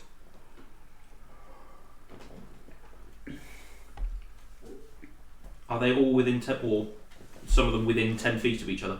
Yes, they're all within 10 feet of each other. Cool. Cool. They're about to go through that tree. Cool. Can I cast Shatter right in the middle of it? You may. What level? I will go with second, Okay. because all this is going to do is just kind of make everyone aware where we are, or that we're here. Okay. Hopefully draw attention. So Constitution saving throw. Saves. So I'm going to use Lyra. Tom, if you could roll for Lyra, please. What is Orion? 9. Fail. Floor dice. Natural 1 for the big guy. Fail. For the reducer, that's a 10. Fail. And Orion is a 17. Oh, he succeeds! Son of a bitch! So he takes half them. Yes. And this just is damage, correct? It doesn't push them back? I think it damages structures. I'm not sure if I account for the tree. Trees are technically a living thing. It's not structure. It will do some damage to the tree. A creature made of inorganic material such as stone, crystal, or metal has disadvantage on saving throws. Any non-magical object that isn't worn or carried takes damage. Okay. Well, it's a natural 20 for the tree. Fair enough. Ooh, okay. 13. 13 points of damage. So Some Orion damage. takes half, everyone else takes 13.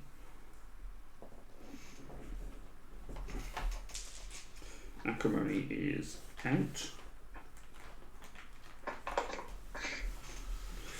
And Walker takes half of that. Half of 13 is 7. 7. Thank you. Well, 8 round. No, 7. Seven. You're right. 7. So there's a sudden thunderous as the tree takes some impact as well. They all swivel around, clutching their heads, hearing the ringing in their ears, and see Kalatar and Trick. The dragon turns up, and you recognise the face of the dragon as it looks at you as Felderwin, the green dragon that you had fought long ago. Yeah. It's now slightly grown up. Okay. I need you all to roll initiative. Yeah. Not bad. So, Acrimony has gone. You. Action. Oh, yes. And. I'm going to bring my initiative page. I should read this one anymore.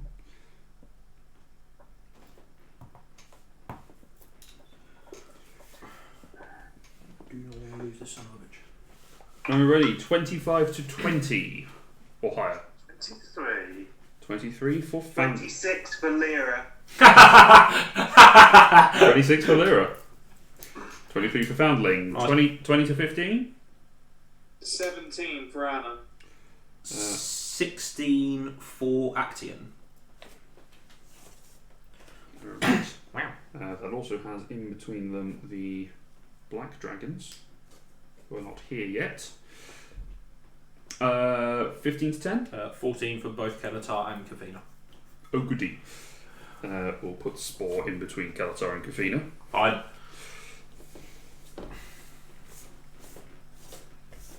Because he also got a 14. 10 to 5. 8 for trick. 8 for trick. That puts the green dragon at the back of the initiative order. Wow. I rolled a 6 for him. Nice. Oh, sorry, Gorgon. Where's that going? 12. 12 is up between Kafina and Trick. Alrighty, and I'm going to... I'm sure you have said this, but the human that I recognised but didn't know where from, was that the guy that was speaking that's now disappeared? Yes. Cool.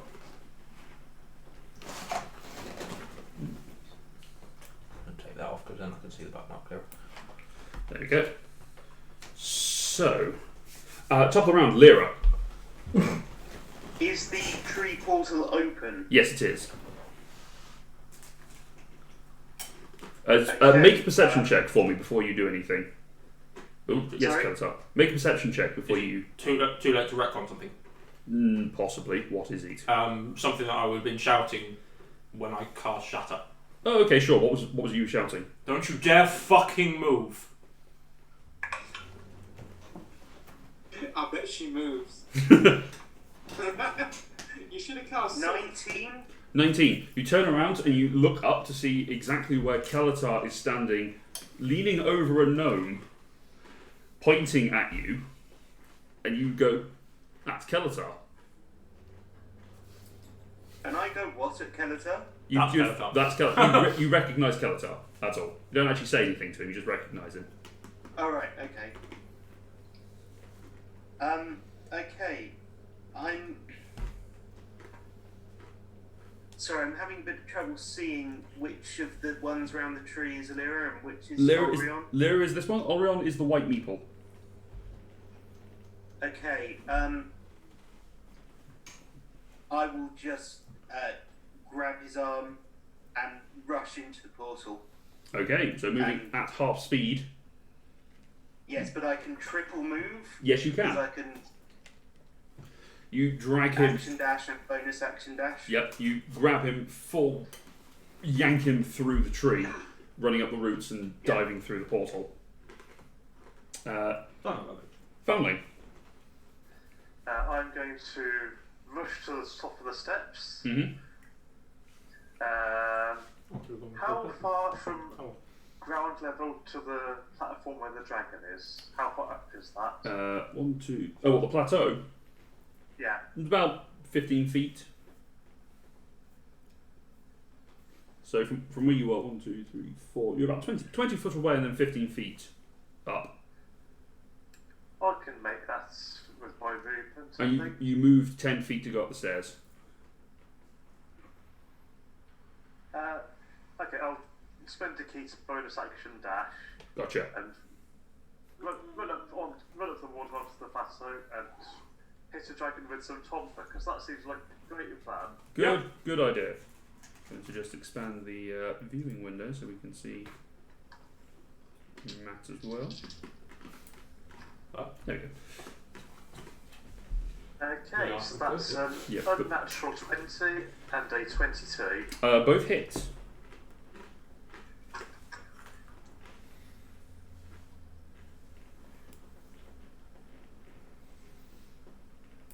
For a total of 21 damage. 21 points of damage to the green dragon. Nice. Where is my green dragon? Here it is.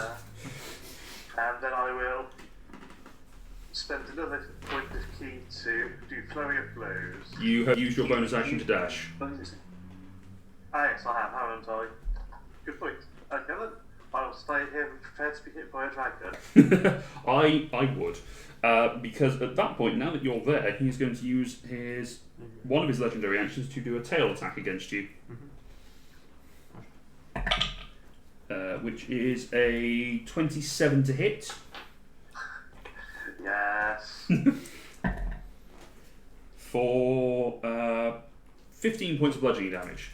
As you just sort of from rushing up, his head distracted by Kalatar, so he sees you coming down.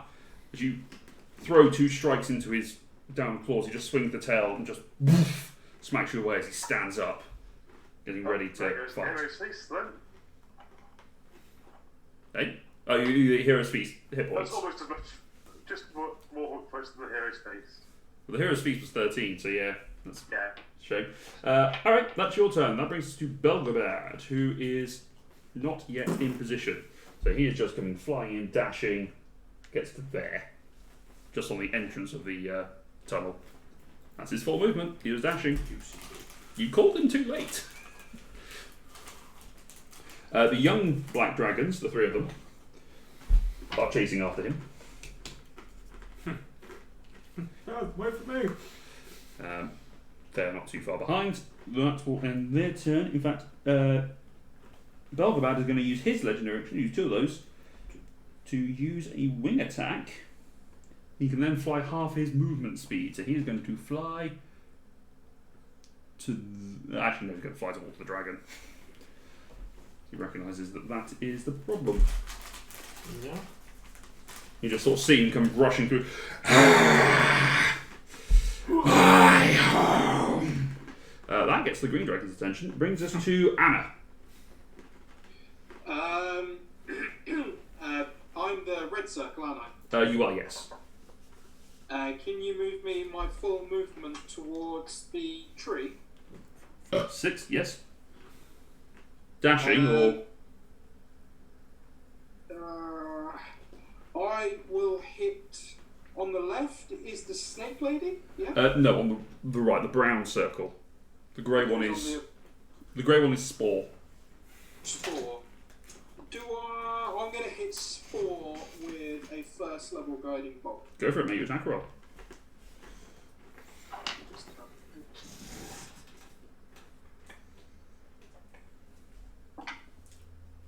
19. Hits.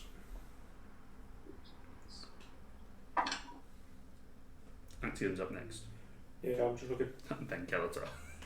16 points of radiant damage. Nice, 16 points of radiant damage. So as you come rushing up out of there, you thrust your hand forward, throwing the guiding bolt directly at Action. Not Action, sorry, at Spore. It impacts into him and he just starts to glow. Alright, anything else? Is the tree teleport a concentration spell? That was what I was hoping for. It is not, Right, okay, fair enough. I believe. I'll double check. That's all. I think it just is open for a round.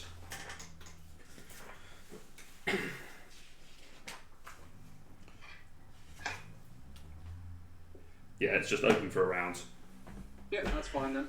Alright, brings us to Action. Acting is going to run as far as 30 feet of movement will take him. So, 1, 2, 3, 4, 5, 6. Any particular direction? Probably towards the dragon, actually. Okie doke. He will imbue himself with Might of Giants So it and becomes, become swole. becomes huge. Oh, wait, is this the +2 for his strength, or he becomes No, big? that's the large. And actually, there's not a lot that he can do. He So can he's dash, he's got yeah, action he's- surge. yeah, I could do that. Yeah, fuck it, blow everything. Dash up to the green dragon if you can. You can get there, and then climbing, just about get him over the top. With his height, he's helped. Is he within range? He is. Cool. Action surge. Yeah, go for it. We'll make attacks with glaive. Make glaive attacks. Ew. I'm going to guess a 13 doesn't hit. 13 misses. An 18. 18 misses. Oh wow. 29. Does hit. Okay, so 1d10 and a d8. Plus weather. Wow. 12. 12 points of slashing damage. Okay. Still something. That's him. Alrighty, brings us to Kelatar. Yep. I'll move on to a different webpage. I'm going to move as far out. Didn't you say Spore was between them, Luke? Spores between Kelatar and Kafina. I'm going to move as far into the middle of the cavern. Okay, you've got a drop. So you're going to be dropping about Vertical or 30-foot drop from where you are. Cool. Scratch that for now. I'm going to Eldritch Blast at Spore. Okay. Solid Spore. All three. Ball at Spore. All right. Make your attack rolls. First one's with advantage. Yeah. That's going to hit, I reckon. That probably won't. That might not as well, actually. 15. 15 misses. 18. Just hits. Ooh, okay. And One of those was at advantage, I hope. Yes, the first one would have been. which is actually 15 plus lots. Yeah, 20. that hits. So over 18 it hits. So 2d10 for 7. 7 points of damage. Okay. Alright, that brings us to... That's what, for this action. Anything else? No, not for now. Alright, brings us to Spore's turn. At that point, the portal closes. Cool. Which does not please him. So we'll knock that one off. He is going to use his bonus action, thrust his arm out, and you just suddenly see as sort of a bracelet around his arm, or some sort of van brace or gauntlets, they just snap out and form a shield. Small brace shield as his bonus action. Quick shield. And he is then going to use his action to spore up. As he mushrooms just all over. You recognise this because you've seen Cedric do it. Yep. Which gives him some extra stuff. Gives him that. That's a lot of extra hit points.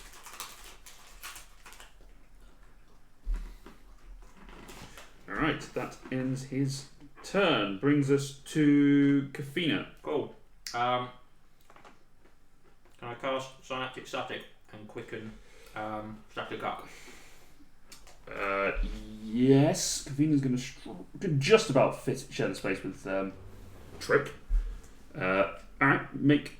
who's she targeting with the Synaptic Static? One of the Medusa.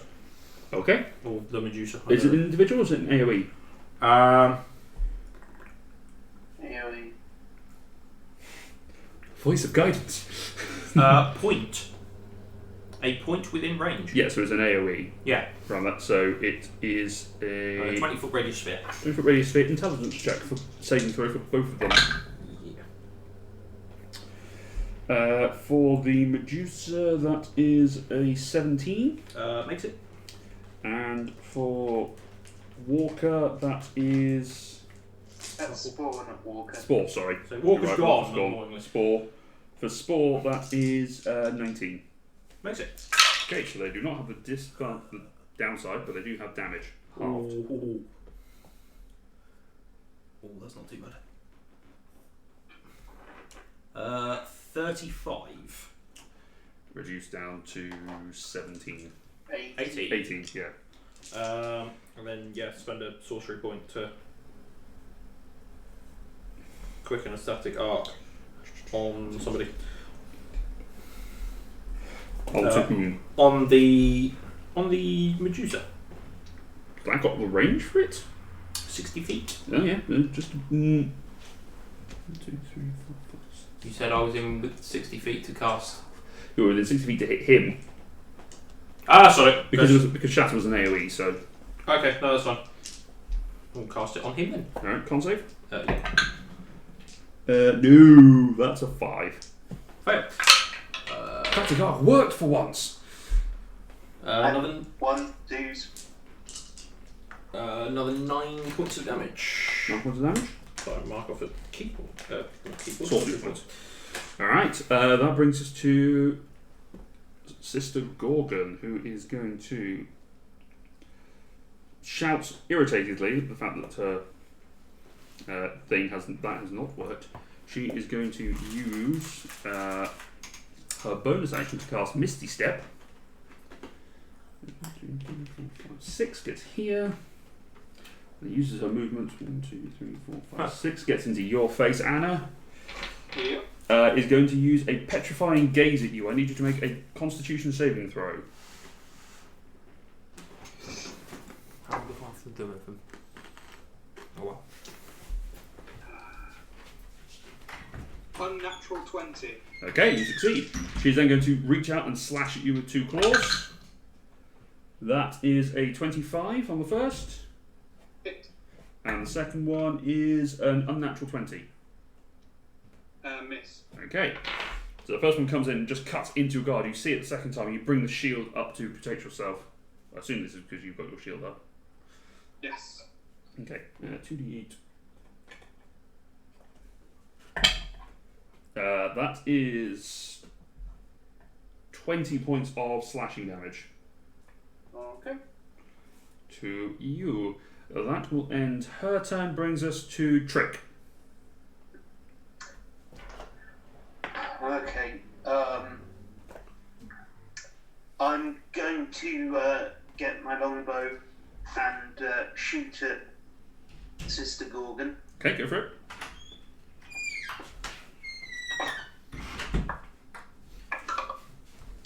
That is a. Oh. Too many characters. Yep. Well, you don't have to worry about one anymore. Imagine how I feel. True.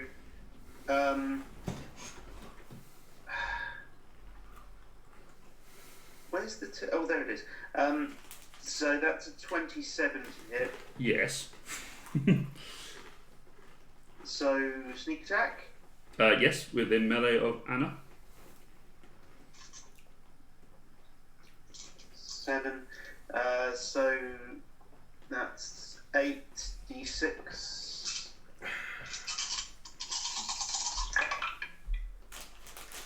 That is pretty good.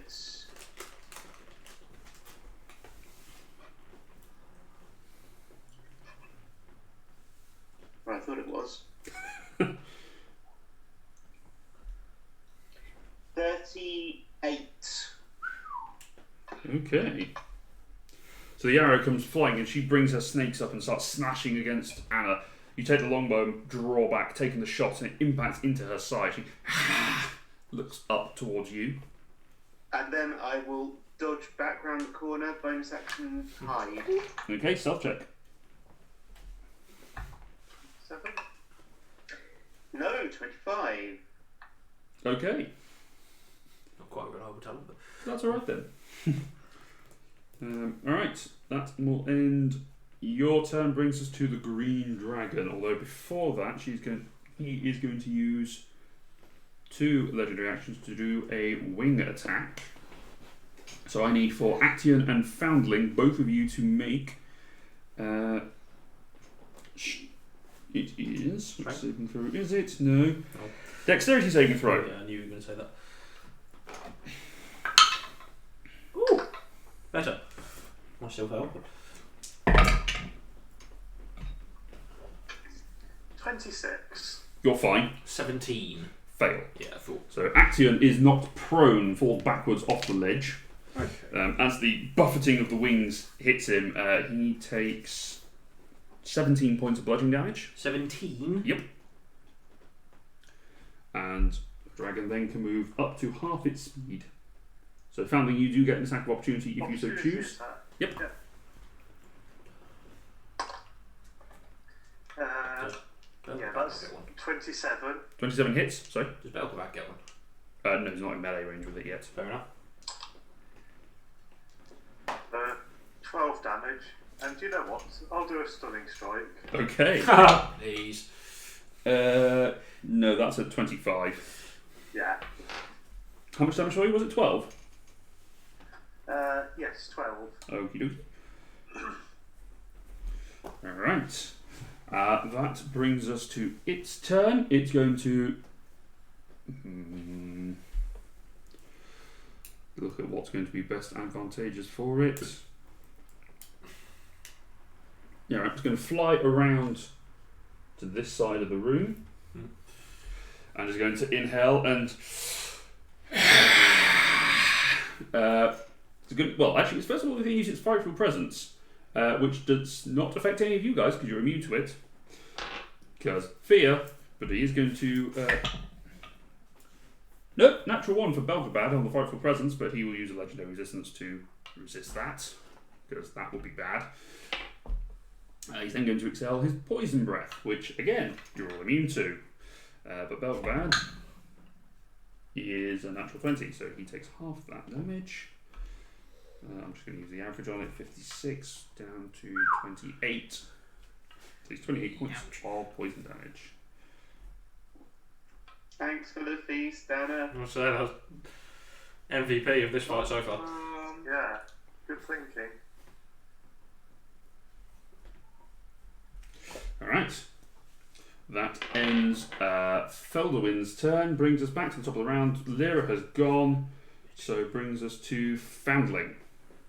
Yeah, I'm guessing the green dragon is currently flying. Yes, he is. Yeah, can't really reach him then, so I'm going to run back down off the ledge and go and attack this Gorgon that's attacking my red buddy. Okie dokie. Just going to give you a elevation for the green dragon. Boop. Alright, so you hop down and there. Yeah. Go for it. Let's give them a double top ring. Come for the face. Well, no. One's a natural 1, Misses. the other's a 23. That'll hit.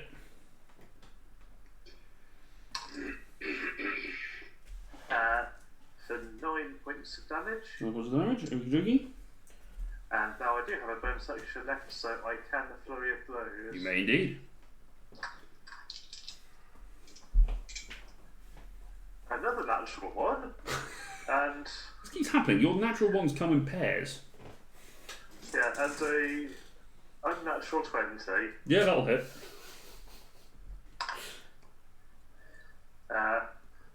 Wow. For 6 damage. 6 points of damage. And can she make 6 damage? 6 points of And damage. can she make... Yeah, 6. Okay. And can she make a dexterity saving throw or be knocked prone? Dex save is an unnatural 20. Okay, she makes it. Okie dokie. That is your turn. Brings us to Belgabad, Kill. who is going to fly up to the green dragon and is just going to claw the motherfucker. So we're going to make 3 bite attacks. Actually, first of all, we'll use his Frightful Presence just because it's funny. No. Does he use a resistance? Green Dragon fails, but does use a legendary resistance. Okay, that's one down. For each of them. He's then going to use his bite and 2 claws to hit him in the face. Shoot him.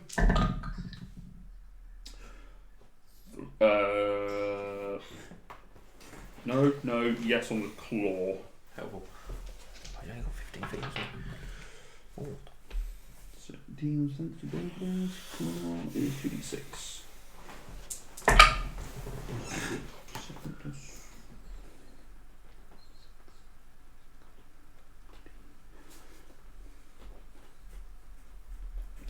Right, and Balgabad's turn brings us to his young compadres, who come flying in to the room.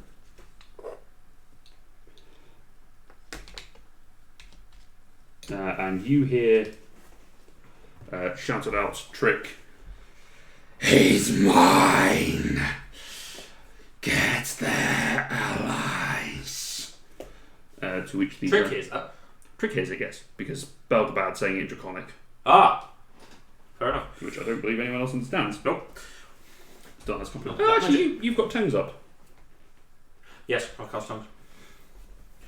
So yes, you hear that as well. So one of them's going to go this way, one's going to go that way with the rest of its movement, the other one is going to go up there. Just seeing if there's anything else going on. But that will end their turn, brings us to Anna. I'm going to turn round and look at Foundling. Yep. And it's been so long since I've had to do this, I think I'm okay. I'm going to cast Holy Weapon on my mace. Okay, And then just proceed to lay into this snake woman. go for it. 19. Hits. That's a lot of damage. Oh, your weapon's a bonus action cast, isn't it? Yep. Ooh.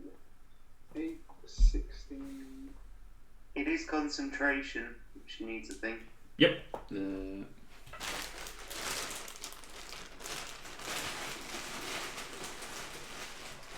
29 points of damage. 29 points of damage. Yep. She is unhappy with her life.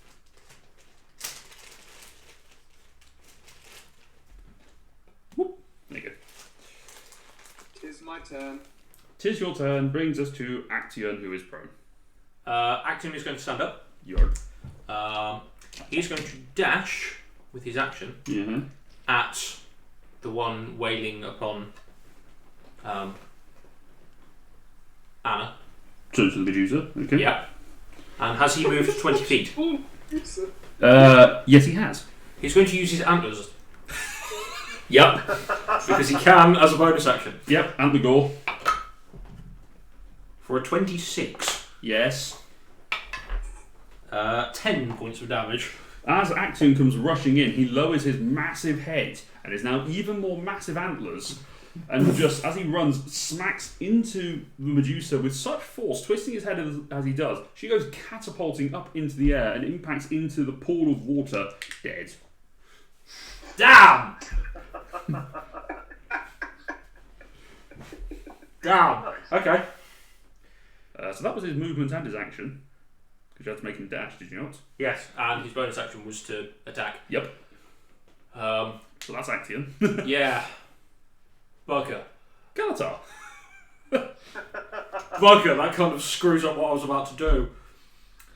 I will look towards Spore. Mm-hmm. I will point at him. Yep. And I will say, I want him alive. Okay. At the top of my lungs. I will then attempt to get out of this tunnel. By Getting down. Alright. Are you going to climb or are you going to just jump? No, I'm going to jump. Okay, make an acrobatics check. Could be worse. 7. 7. You take 11 points of bludgeoning damage and fall prone. Cool, that's fine.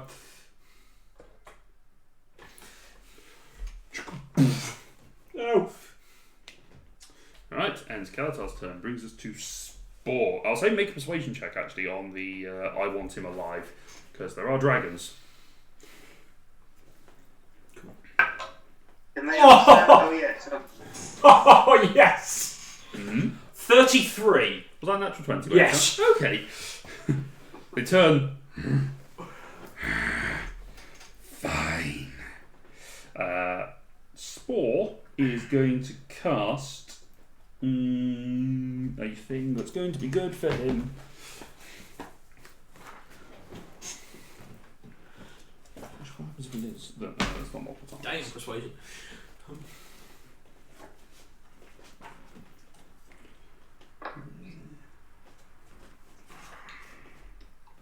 I was looking at a book of what D&D Beyond open. I'm doing.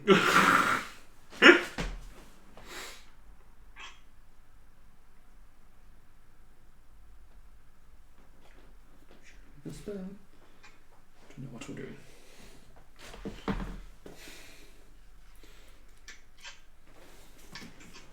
Okay, that dragon. Can't do that.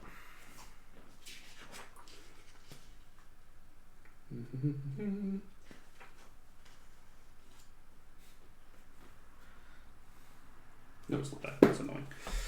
Alright, fine. He is going to cast. What's the best to do? Maelstrom. So Okay. I need 4. God, stupid thing. I need 4 Action, Anna, and Foundling to each make. Wisdom saving throws, yes? No. Damn it. Not against that particular Colin? one. Strength saving Colin. throws. Oh, okay. Oh, okay. Yeah, that's alright. That's probably not alright. 17? Fail. So my 12 definitely fails. Yep. 20. Suck You it. just suck. Suck it. Where's his spell DC? Should be in the. No, it's. I've had to reset the sheet. It's 19, so yeah, that's succeed. Woohoo! So Oh, so close. that's 11, Half damage.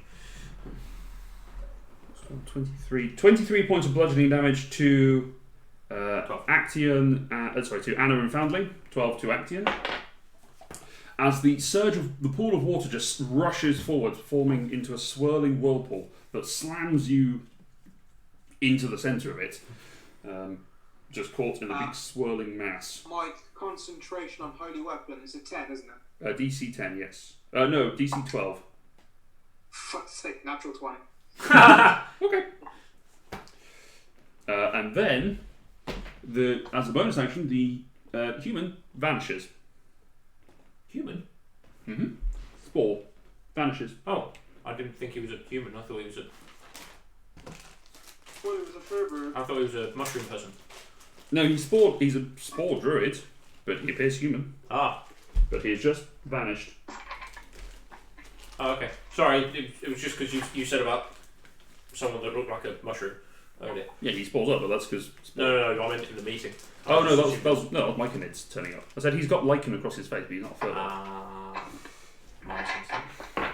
That ends his turn. Kafina. Is going to cast Mirror Image on herself. Okay. Image is up. And that is it. Alright. Trick. Trick is going to jump down onto the floor of the cabin. Okay, make an acrobatics check. Sorry? Acrobatics check, please.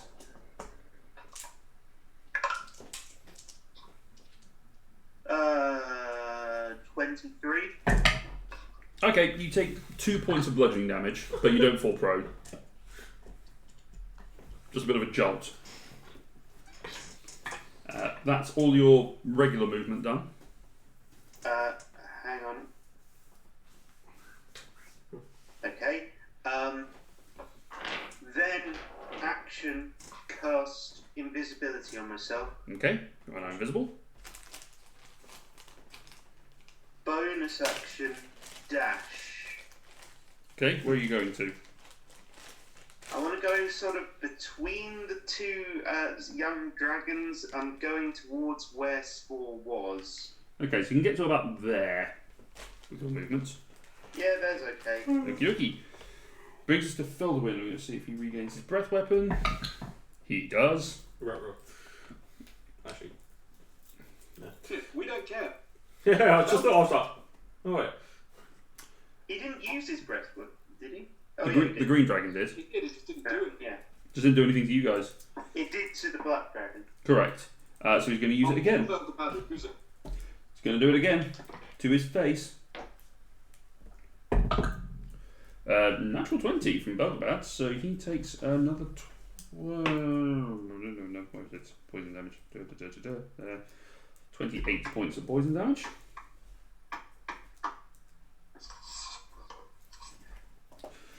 Alright, that will end his turn, brings us to Foundling. Yeah. So Spore's vanished. I don't know where he is. So I'd like to go move up to somewhere between sort of the blue dragon and the cardboard little dragon. There? The black one. Somewhere around there. Yeah, that's fine.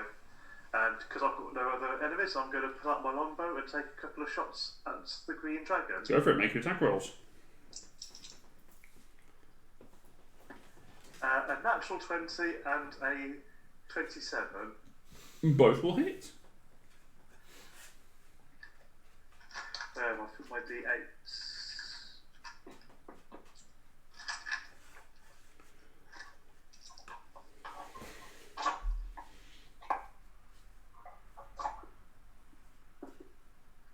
That's a total of 23 damage. 23 points of damage to the green dragon, okay.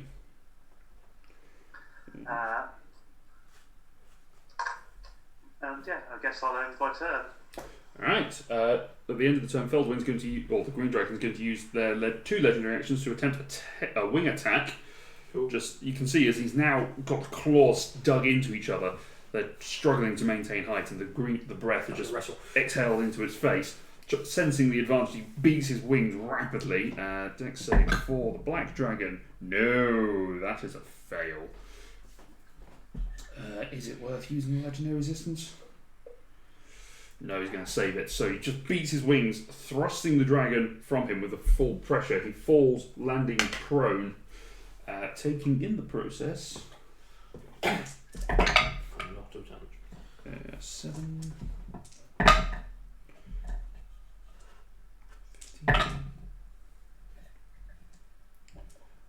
26 points of bludgeoning damage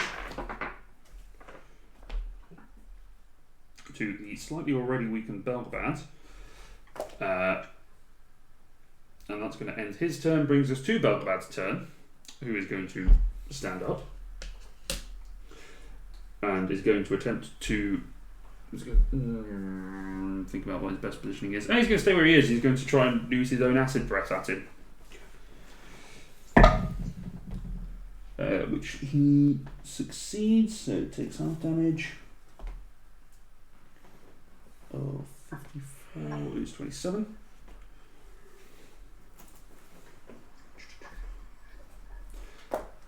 So as you can see the Black Dragon get back up to its feet and snarls straight a stream of acid straight up in the air. Does miss everyone else in there, so that's alright then. Brings us to the young Black Dragon's turn, who's got no idea what the fuck's going on. Anna.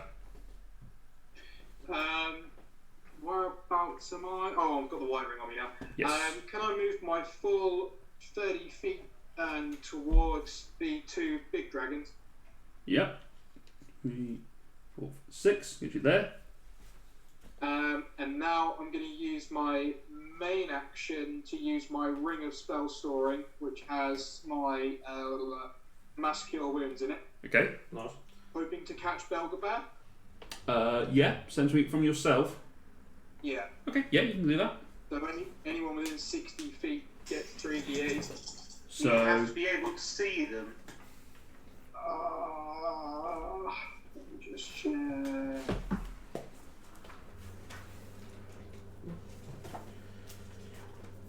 A wave of healing energy washes out for a point of your choice within range.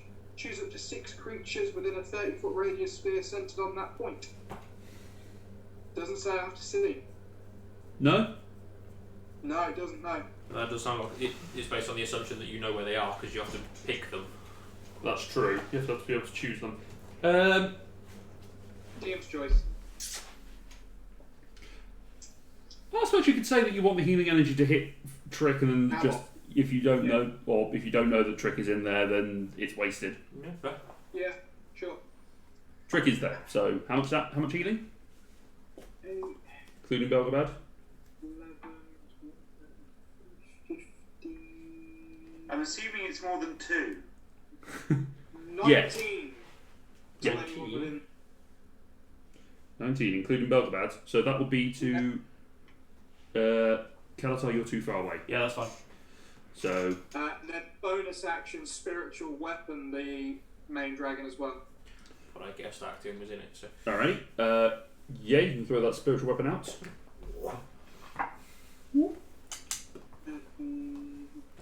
21. Hits. Roll damage. 5 points of damage. 5 points of damage.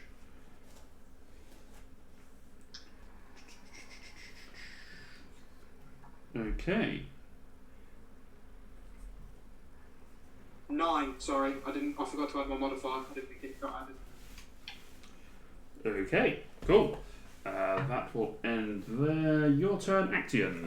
Can Actian get within 60 feet of the green dragon? If he dashes, yes. Damn.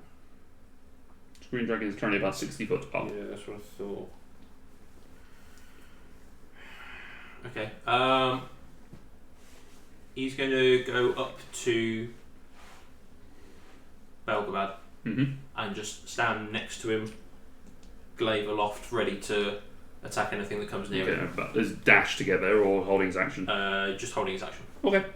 That ends his turn, Kalatar. I'm going to stand up. Mm-hmm. I'm going to use all of my 15 feet of movement to get to the middle, as close to the middle of the room as possible. Okay. I am going to hold my action of hold person upon Spore when he reappears. Okay. That brings us to Spore's turn. Spore is going to cast. Just need to check something with Maelstrom.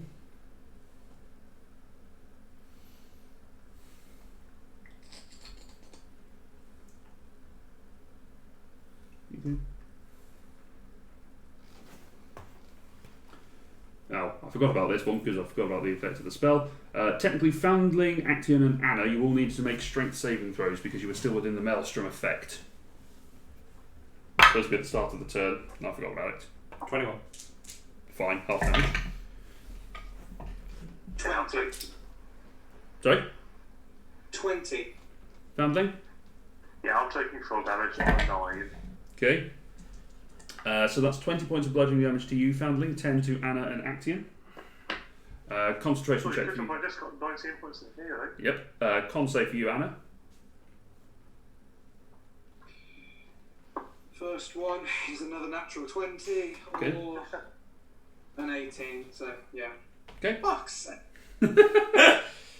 Alright, on his turn then, since everyone's out of the way of the Maelstrom, he is going to... Does he reappear? Not yet. He's about to.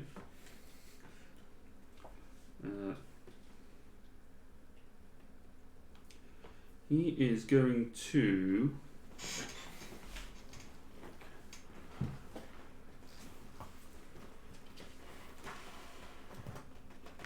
cast... I think this is right, I can cast it like that.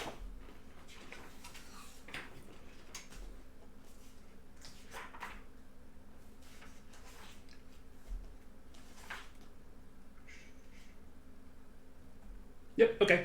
He's going to appear next to Anna and... no, she's not going to appear next to them, he's going to be near them. Anna and Actaeon, and is going to cast... thrusting his hand forward with a ring. Hold on. Yeah. There's an order of effect here, because it's him casting the spell. Yeah, I know. Is going to cast a spell magic at 4th level, which seems to target both of them. As a ring on his hand flashes a brief pulse of energy. Okay. So let's see if this works. Yes. And yes. So Actaeon and Anna, the effects of Hero's Feast fade. Ooh, okay. Okay. You sure he doesn't want to go for the holy weapon? Nope. Shame. That means that your turn then, Kalatar, you can... I With your reaction, you can release the hold I person. released the hold person. I need a wisdom saving throw. Wisdom saving throw gives to a total of 20, Yeah, okay. 23. Yeah. Okay. That fails. And then for more movement, he's going to move himself back towards underneath the dragon. And that's what ends his turn. Brings us to Kafina.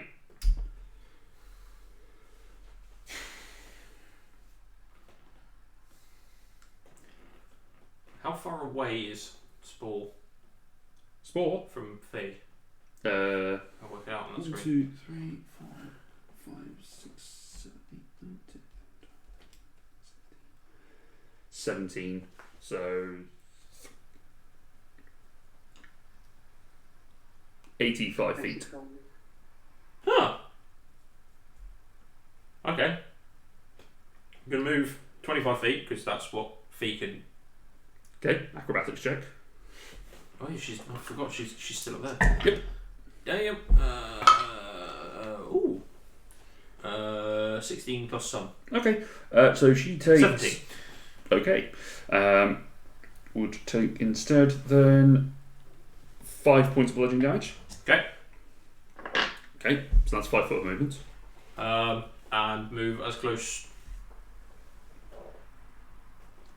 Is she within 60 feet?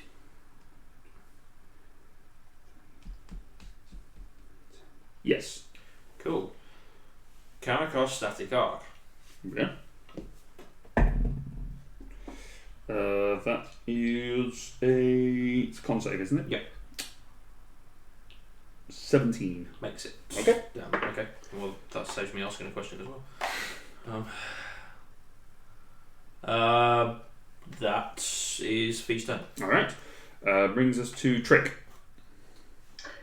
Okay, Trick is going to hope this works. So he's going to keep moving, still invisible. So he's just on the south side of the cardboard small dragon. Yep. The black dragon. Yeah, just there. Maybe one further. I think he can get one further. Where to? Here? In line with him? No, Behind. south of the dragon. Oh, here. Yeah, Okay. kind of there. Yeah. Then he's going to shoot Spore. Okay. Is it advantage because I'm Invisible, yes. invisible when I shoot? Yes, you are. Holy shit! Yes. Double ones. Oh! As you throw the shot out, you don't quite account for the wing flap of the dragons, and it just knocks the arrow completely off course. I will swear sulphurously and attempt to hide behind the little dragon. The dragon is currently flying. I just don't have enough elevators to show them all flying. Well, he will stand there looking very stupid then, because I thought he could hide behind the little dragon. No, unfortunately, he's not on the ground at the moment. That will bring us to the green dragon. Let's see if he gets his breath weapon back. Oh, he does. He's going to say in Draconic, Your legacy dies here. he turns his head and fires straight down. So I need for Feldwin, not Feldwin, Feldwin's him, for Actian and Anna, and two of the black dragons to make Constitution saving throws. Okay. Not as bad as it might be. And I'll check how much damage this actually is. A lot. Worth knowing. Yeah, I know it's a lot. How much? 21. Both succeed. Also 21. Both succeed. So all four of you succeed. So it's half damage from the poison. Which is Half again. for Actually, why? because he's resistant. What from? Just interested. Rune. Gotcha. Okay, so 16d6. Open up faster apps. What? Dice rolling out. Yep. I don't have 16d6 to hand. I mean, yeah, fair. That is 30 points of poison damage to each of you, 15 to Actian. Anna, I need you to make a con save, DC 15. 13 on the dice, or 9 on the 13. What is it? Con? Yes. I have plus con, so I'm good. Plus what? You just cut out, as you said, plus... Plus 5. Yeah, you're fine. Sorry. You maintain your holy weapon. Both the dragons will take 30 points of damage. And that will end the green dragon. Actually, he's going to fly down and land behind Spore. Spore. Foundling. Okay, I'm going to move up next to Spore, drawing my sponsor as I go. Yep. I'm going to make one attack against Spore to begin with, Uh-huh. which I suspect misses on a 16. Yep, misses. Bashes away the shield. Second attack, Oh, fuck that. another fucking natural one. Go Okay, flurry of blows. for it.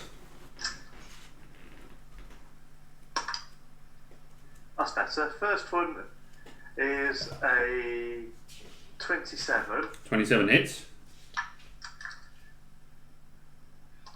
This is non-lethal, by the way. Okay.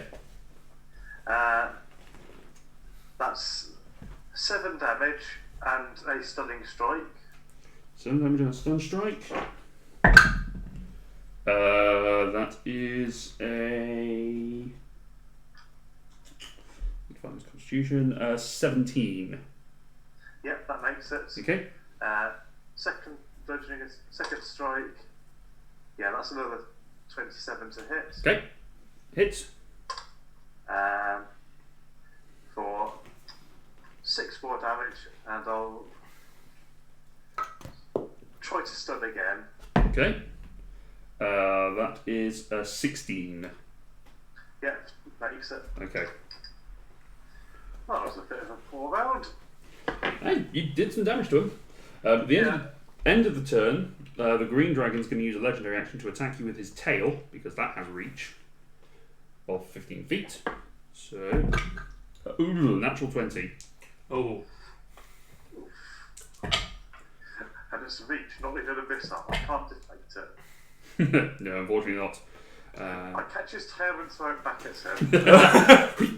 him. 28 points of bludgeoning damage. Oof.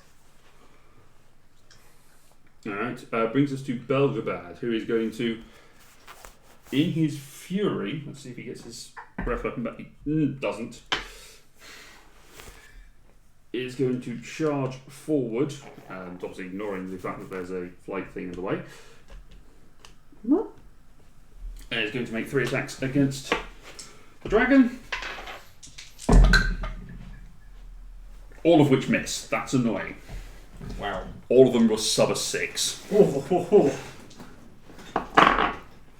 Cool. So as he comes barreling forward, just like with claws, he sort of sees Foundling, and is remembering the deal that he wouldn't hurt them. So he's sort of trying to pull his punches and not crush him in the process, but he is not getting any foothold on that one. That will end his turn. Brings us to the black dragons, who are going not really able to do much in this instance, other than sort of fly menacingly and generally be in the way. Which, as they do, Belgabad goes, No! Get away! but unfortunately they're too close now. So And then Draconic? it is in Draconic, yes. Yeah. Which will end the turn. Brings us to Anna. I am not very happy with Felderwin at the moment. That really hurt. So I'm going to move my full 30 feet into the middle of this mess. Okay. You can get just behind the blue dragon. As a bonus action, Yes. I will miss my holy weapon. Dismiss it. Yes. Okay. Which then makes my mace explode in radiant light. And I choose as many creatures within 30 feet of me, and they make a Constitution saving throw for Spore and Felderwin. Spore and Felderwin to make. Okay. Ouch. Con save, yes. Yeah. Spore is a 19. Pass. Felderwin is a 15. Fail. We'll use a legendary resistance to resist it. A wise move. Well, they're blinded for a minute. Yeah. Yeah, we're I gonna. can also take. I'm gonna resist that. Pardon? I'm gonna resist that. Yeah. 6, 12. 20. So I take 10 points of radiant damage. Okay. I've already have for them. Cool. And then as my main action, I'm going to cast Otherworldly Form as my 6th level spell. Okay. Which does what? It consumes my my holy symbol. Okay. And I then become immune to fire and poison damage. Okay. I am immune to the poison condition. Mm-hmm. I have spectral wings, giving me a flying speed of 40. Okay. It gives me a +2 to my AC. Mm-hmm. All of my weapon attacks are magical, and I use my spellcasting modifier instead of strength or dexterity for the attack. Nice. And I can attack twice instead of once. Okay. Nice. 25. That is the end of your turn. That is the nuke button. Action. Can Action get to Spore? Not really. There's a lot of dragons in the way. He could probably make a stretch with his glaive, but I'm going to say that there's going to be partial. Make a stretch with a glaive. Well, he can. He's got reach with his glaive, so he could hit him, but he will have. I will say that there's going to be partial I cover. want to grab him. I don't want to hit him. There's too many dragons in the way at the moment. Fucking dragons! Exactly! Who told me there were going to be dragons in this game? Who could have predicted that? I know. Who could have Can We should have gone through that dungeon instead.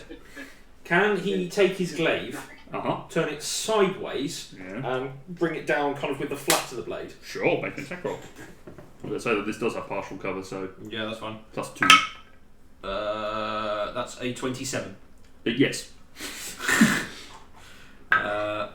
For effectively 14 points of non-lethal damage. 14 points of bludgeoning, we'll say. Just kind of whack-a-mole type thing. Yeah. All right. Yep. Fine. First hit. Oh shit! Yeah, I forgot he's got 3 He's a attacks. fighter. One's a 24. Yes. The other's a 12. 12 misses. He's wise by that point. Shit. That's another 16. That's 16. Okay. That is his turn. And his turn brings us to Kalata. I'm going to move forward slightly, so I'm within 60 feet of that clusterfuck of activity over there. Yeah. It is a clusterfuck. And I'm going to cast Hold Person again. Alright. Wisdom save is 18. Oh, bollocks. Is that your DC? No, it's Oh. one more than my DC. Alright. Okay. As a bonus action, who of my comrades over there looks hurt the most from where I am? Make an insight check. Inside.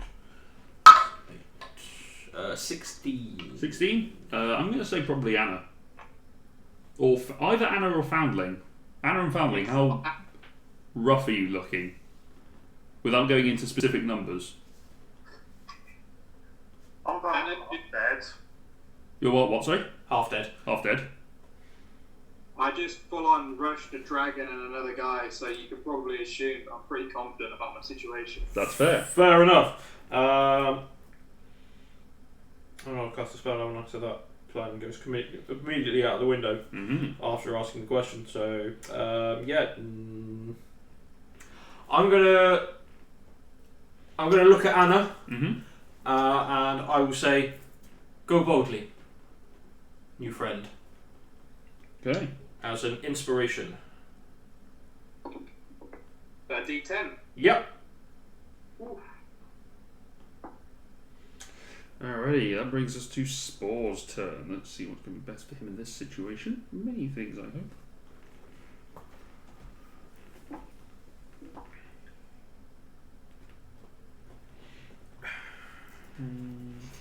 Let's use that.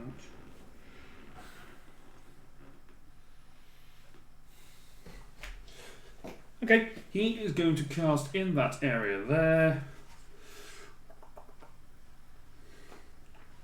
Actually, no, yeah. He's going to cast another Dispel Magic, flashing that ring on Foundling and on Anna. So, Anna, what level's your spell? 6. 6th. And Foundling, that's a 6th level spell. So that is, that's a 15 plus Wisdom. Yeah, that's a 20. And another 20. Both are dispelled. So Hero's Feast is gone from you, Foundling, and your Super Cyan mode is gone, Anna. That's fine, I'll just do it again next time. You don't have any 6th. You shouldn't have another 6th level spell slot.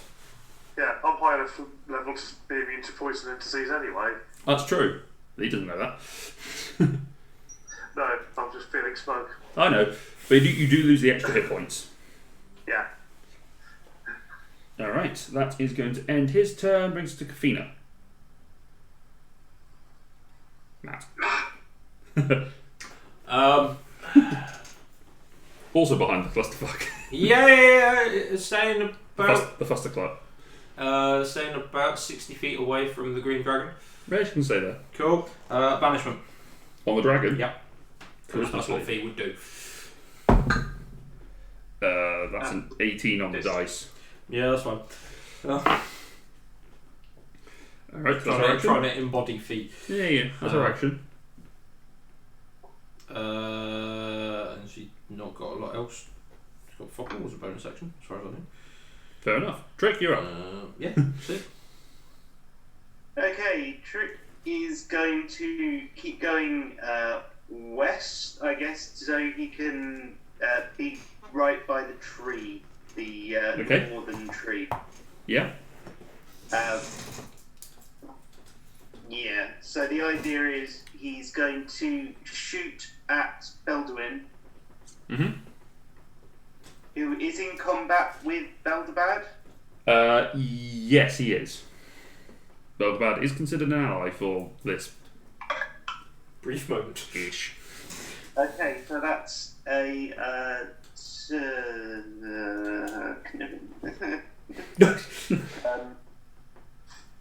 yeah, that's a 29 to hit. Yes.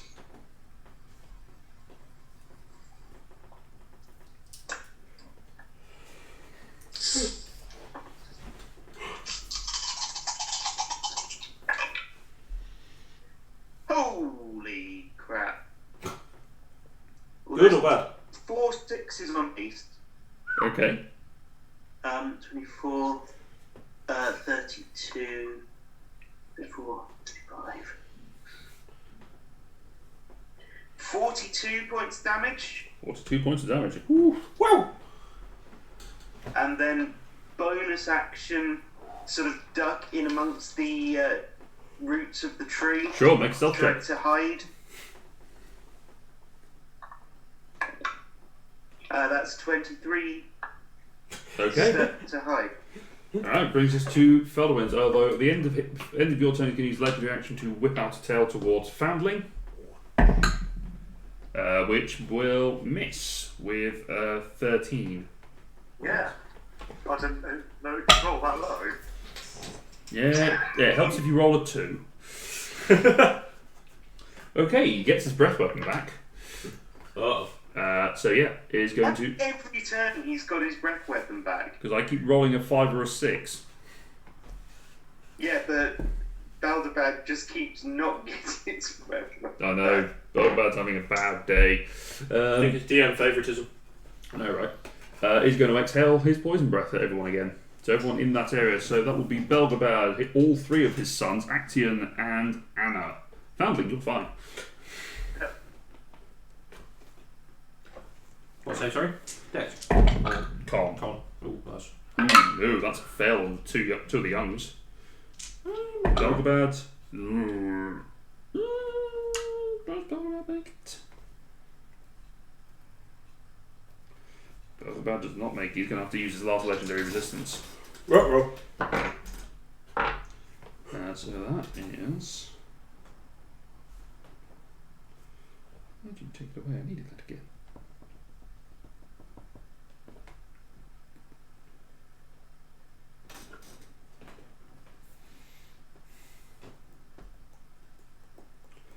Oof. 60. Sorry, what did you get? 21. 21 for Actaeon. Yeah. Okay. Fine. Anna. I'm going to do what I believe is a pro gamer move. I'm going to use my Channel Divinity to use my Shared Burden. Okay. Oh. And me and Axion are going to give all of our poison damage Mm-hmm. to Foundling. Because I know that he doesn't take poison damage now.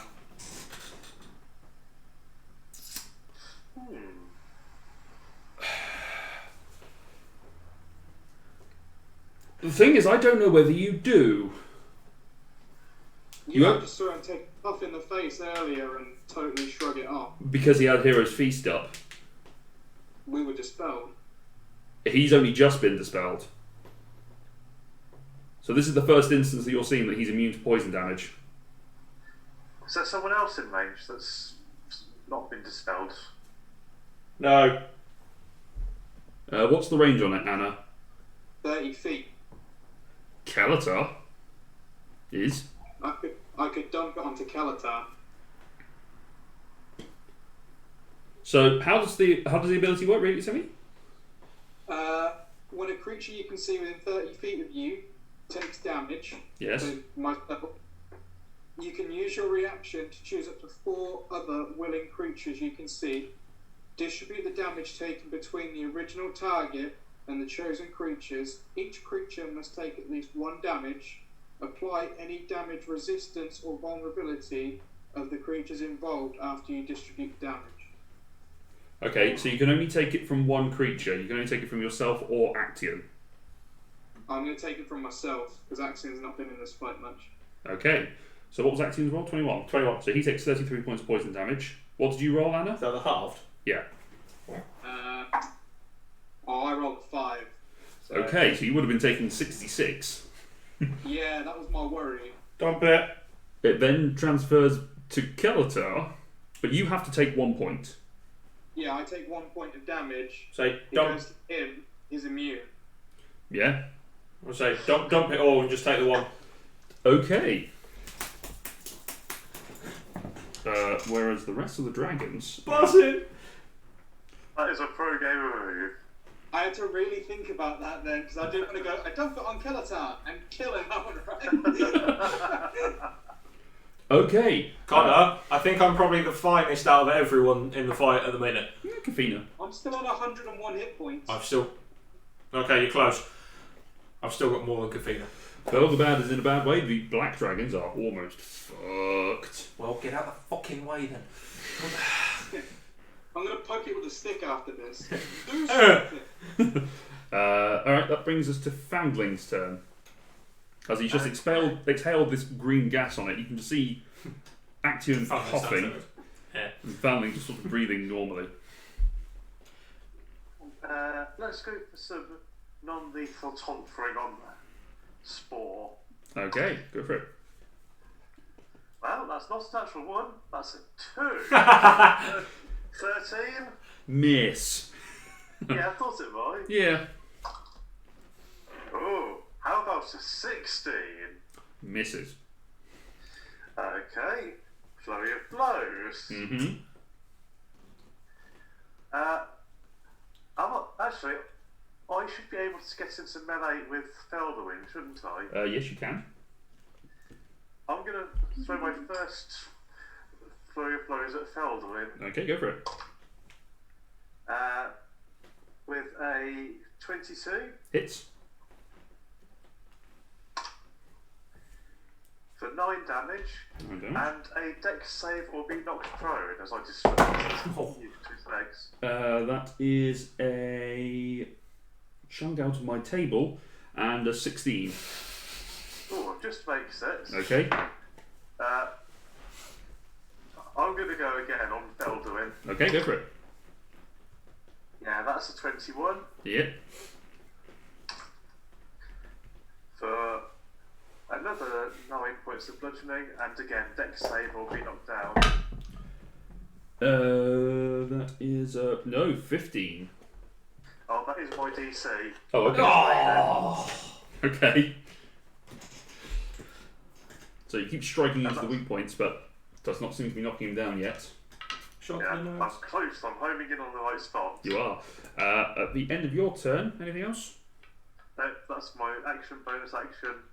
So yeah. All right. He is going to Yeah, use. decent now. He's going to use a legendary action to yet tail you in the face. Yeah. That's cocked. That's much better. That is a 27 to hit. Say no. Then I know he's lying. 11 points of bludgeoning damage. 11. Yes. Wow. Just but a scratch. Well, it's more of a slap, really.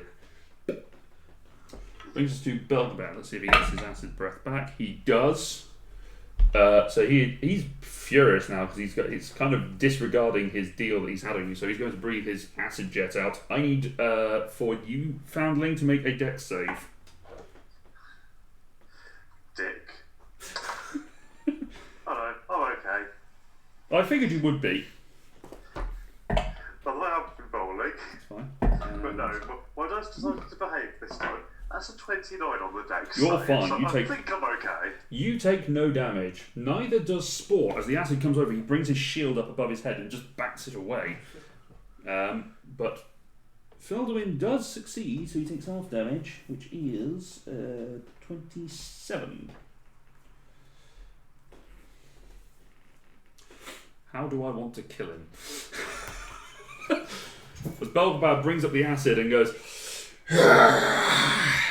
you just see as it starts to hit Felduin straight in the face, and it starts to melt away, pouring down the green dragon scales.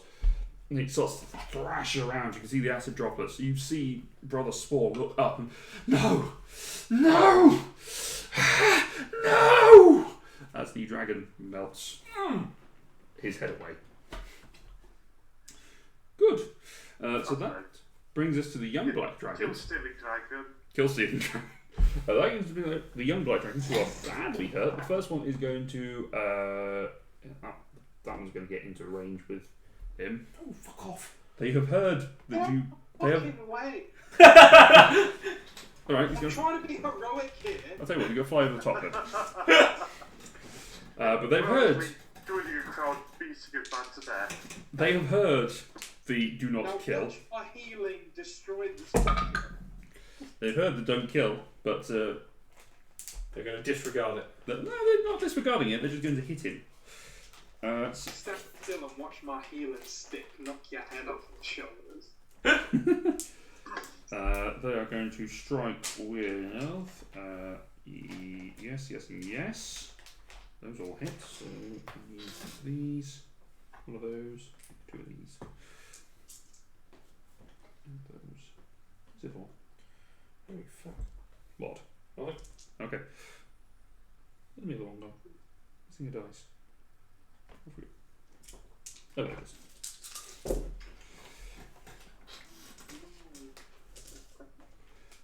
Takes it down to Paradise City. Alright, that will end the dragon's turns. They're not really, that's all they're going to do. Brings us to Anna. So it's just Brother Spore left, right? Yep. Bonus action, holy weapon, Uh-huh. and I'm gonna beat him over the back of the head. But we're trying to keep this one alive, right? Please. So I'll break his legs instead. Oh! Okay. I'm going to say make your attack roll, and we'll see how much damage you deal to his legs. So 19 on the dice.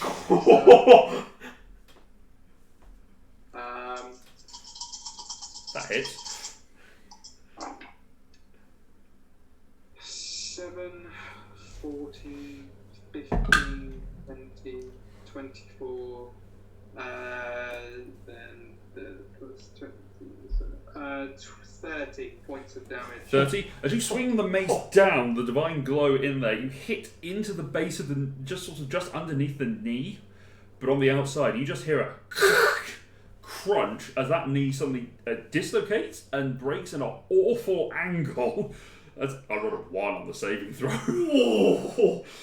You just hear, okay. That's your attack. And then with my bonus action, I will say, we're keeping this one alive, and put my foot on the knee. Oh, yes, good lad. He's still standing up. You just sort of push a foot. So he manages to sort of move away. He's not knocked prone or anything. He's just broken his leg. So he's not running anywhere. Action. He's going to push past Yep. the other little dragon that's in front. And just kind of go, I got it. He's a dragon out of the I say make strength. Make just strength check because he has advantage on that. That would be funny. Some strength. Yeah. 19. Yeah. Just palms the dragon out the way. I got it. And he's going to wrap both arms around Spore's chest. Make an athletics check with advantage. 21.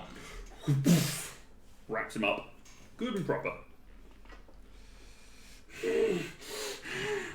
You just see the pain in this man's face.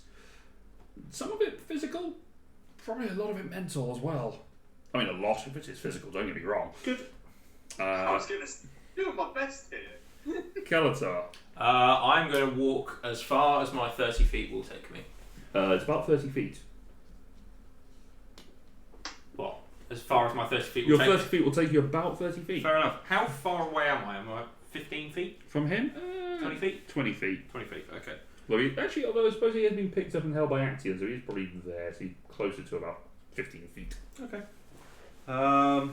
I will. I will take on a form to a certain extent that no one else has seen, and I'm basically going to let go of the elvish half of me, Okay. and I'm basically just going to become an orc, and So- I'm just going to be snarling at Spore. Make an intimidation check.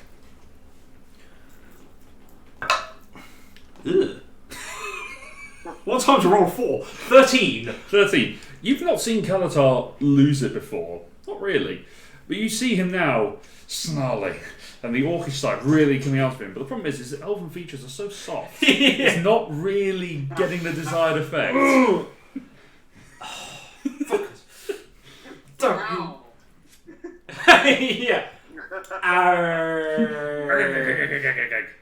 Alright. That is going to bring us to Spore's turn. He is going to do a thing.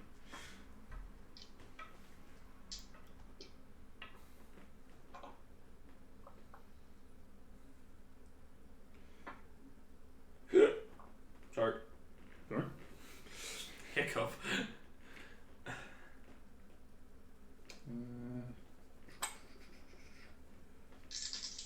Okay, yeah, he's going to do it. He's going to cast. He's going to say, "You won't take me alive." And he thrusts his hands up and casts Moonbeam at 5th level on himself. Also hitting Anna and Axion. So I need both of you to make Sorry. B could counterspell that. Fee doesn't have counter. She could do it, but she could attempt to do it. I believe. Sure, yes. Okay, roll your an Arcana check, please. Please fail, because that's funny. Arcana, 19. 19. Okay, so she succeeds in casting Counterspell at 3rd level. Okay. It wasn't specified. Yeah. So now roll a Charisma check. DC is Charisma? 15. It's a spell ability modifier for Counterspell. Ah, fair enough. Sorry. DC of 15. 15. Yes. So it needs to beat 11 or higher on the dice. 16 on the dice, 20. So as he thrusts the hands up, Kafina goes, "No!" No. Because she goes, "I hate that spell!" Because she really hates Moonbeam because it almost killed her really early on in your adventure. And as you see the silvery light come down, you see Axion and Anna look up and ah! And then it vanishes.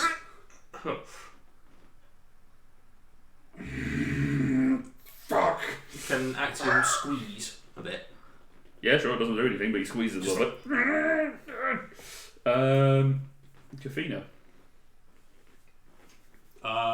Is going to move towards the melee.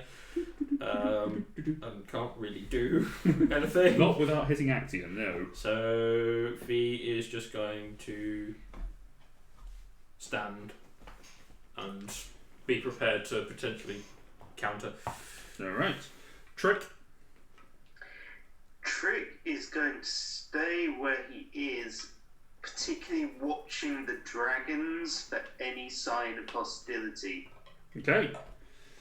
And he will hold an attack for any of the dragons turning on us.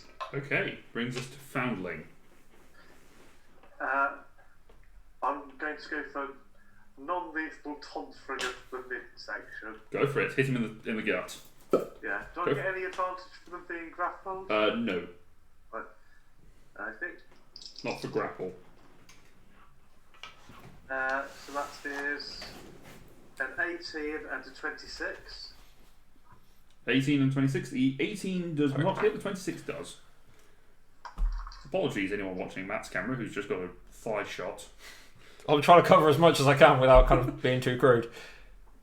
No, I would announce it. Let the viewers know.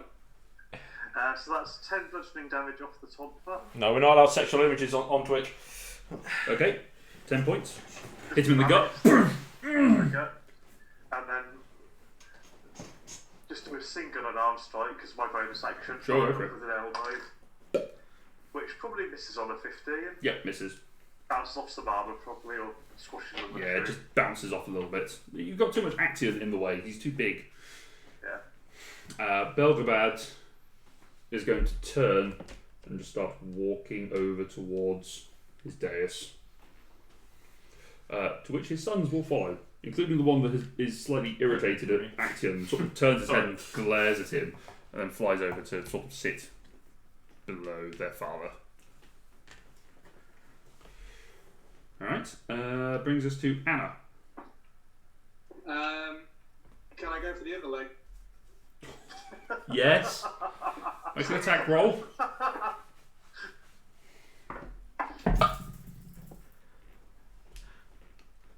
Crit.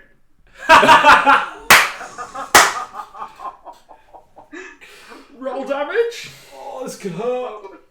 Could. Weapons with a holy weapon. Don't. Don't decapitate him. You did take him for the knee. 16, Yeah, you still could. 20, 24, 28, 56. 56 plus 6. 62. How would you like to end Brother Spore? Well, it's just to make him feel faint from blood loss from his leg not being there.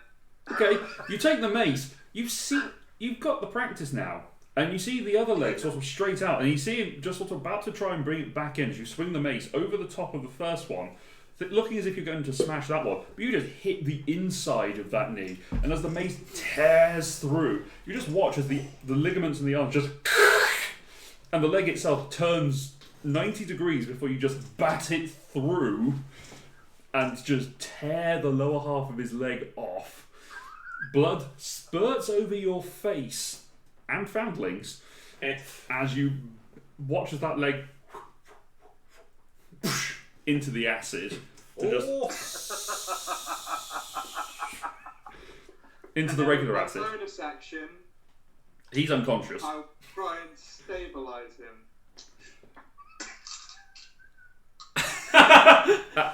It's technically an action to stabilise someone. Well, I'll let it go for a round then. Alright. Actium is now holding a very limp, very bleeding creature. That kind of puts pay to what I was actually planning on doing with Active, which is fine. Ooh. You can do the arms. No. What I was planning on doing was effectively bending and just doing that. So if he does try to cast anything above, he's got Axiom behind. But now he's not going to do it. It's just going to kind of stand there holding him. Okay. Ow. Holy weapon is great. I'm going to start casting that Foundling. Yeah. Holy weapon monks are insane. We get 48.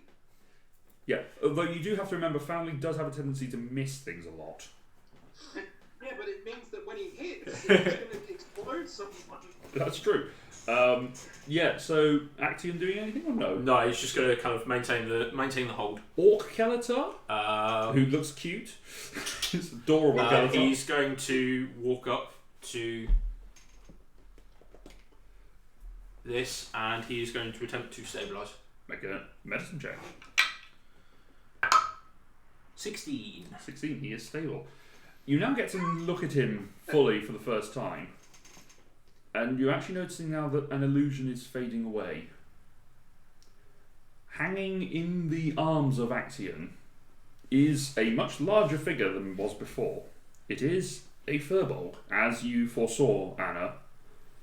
Yep. But you recognise Ewan, Cedric's brother. Ooh. And that is what we're going to pick up next time. Wow. I'm definitely glad I didn't kill him. Thank God Cedric didn't see that, eh? I know, right? Thank God Ross wasn't here. So yeah. When we come back next week, we always remember when Ross asked, he tripped. He tripped and lost his leg. The dragons did it. We did our best to stop them. But Oh dear, that was messy. Let's leave it at that. That was messy. It could have been a lot worse. Hero's Feast is, once again, you have foiled my plots by using Hero's Feast, damn you, Connor. hey, look. Equally, I'm still upset about the one for the bowl. Oh yeah, that balances it all out. That's absolutely fine then. You didn't get your divine intervention, but you got a bowl that saved you from taking 80 points of damage. Yeah, and then Kelatar took the rest. That's a powerful thing for your cleric. Anyway, well, yeah. Why can you do it twice? That's true. It's just as well, because that sort of AoE stuff, ooh, that's nasty. So, anyway, thank you very much for joining us and for supporting this, and hopefully you guys are all staying safe out there. Be safe, wash your hands. Dom, as our resident NHS person, anything other than a spoon?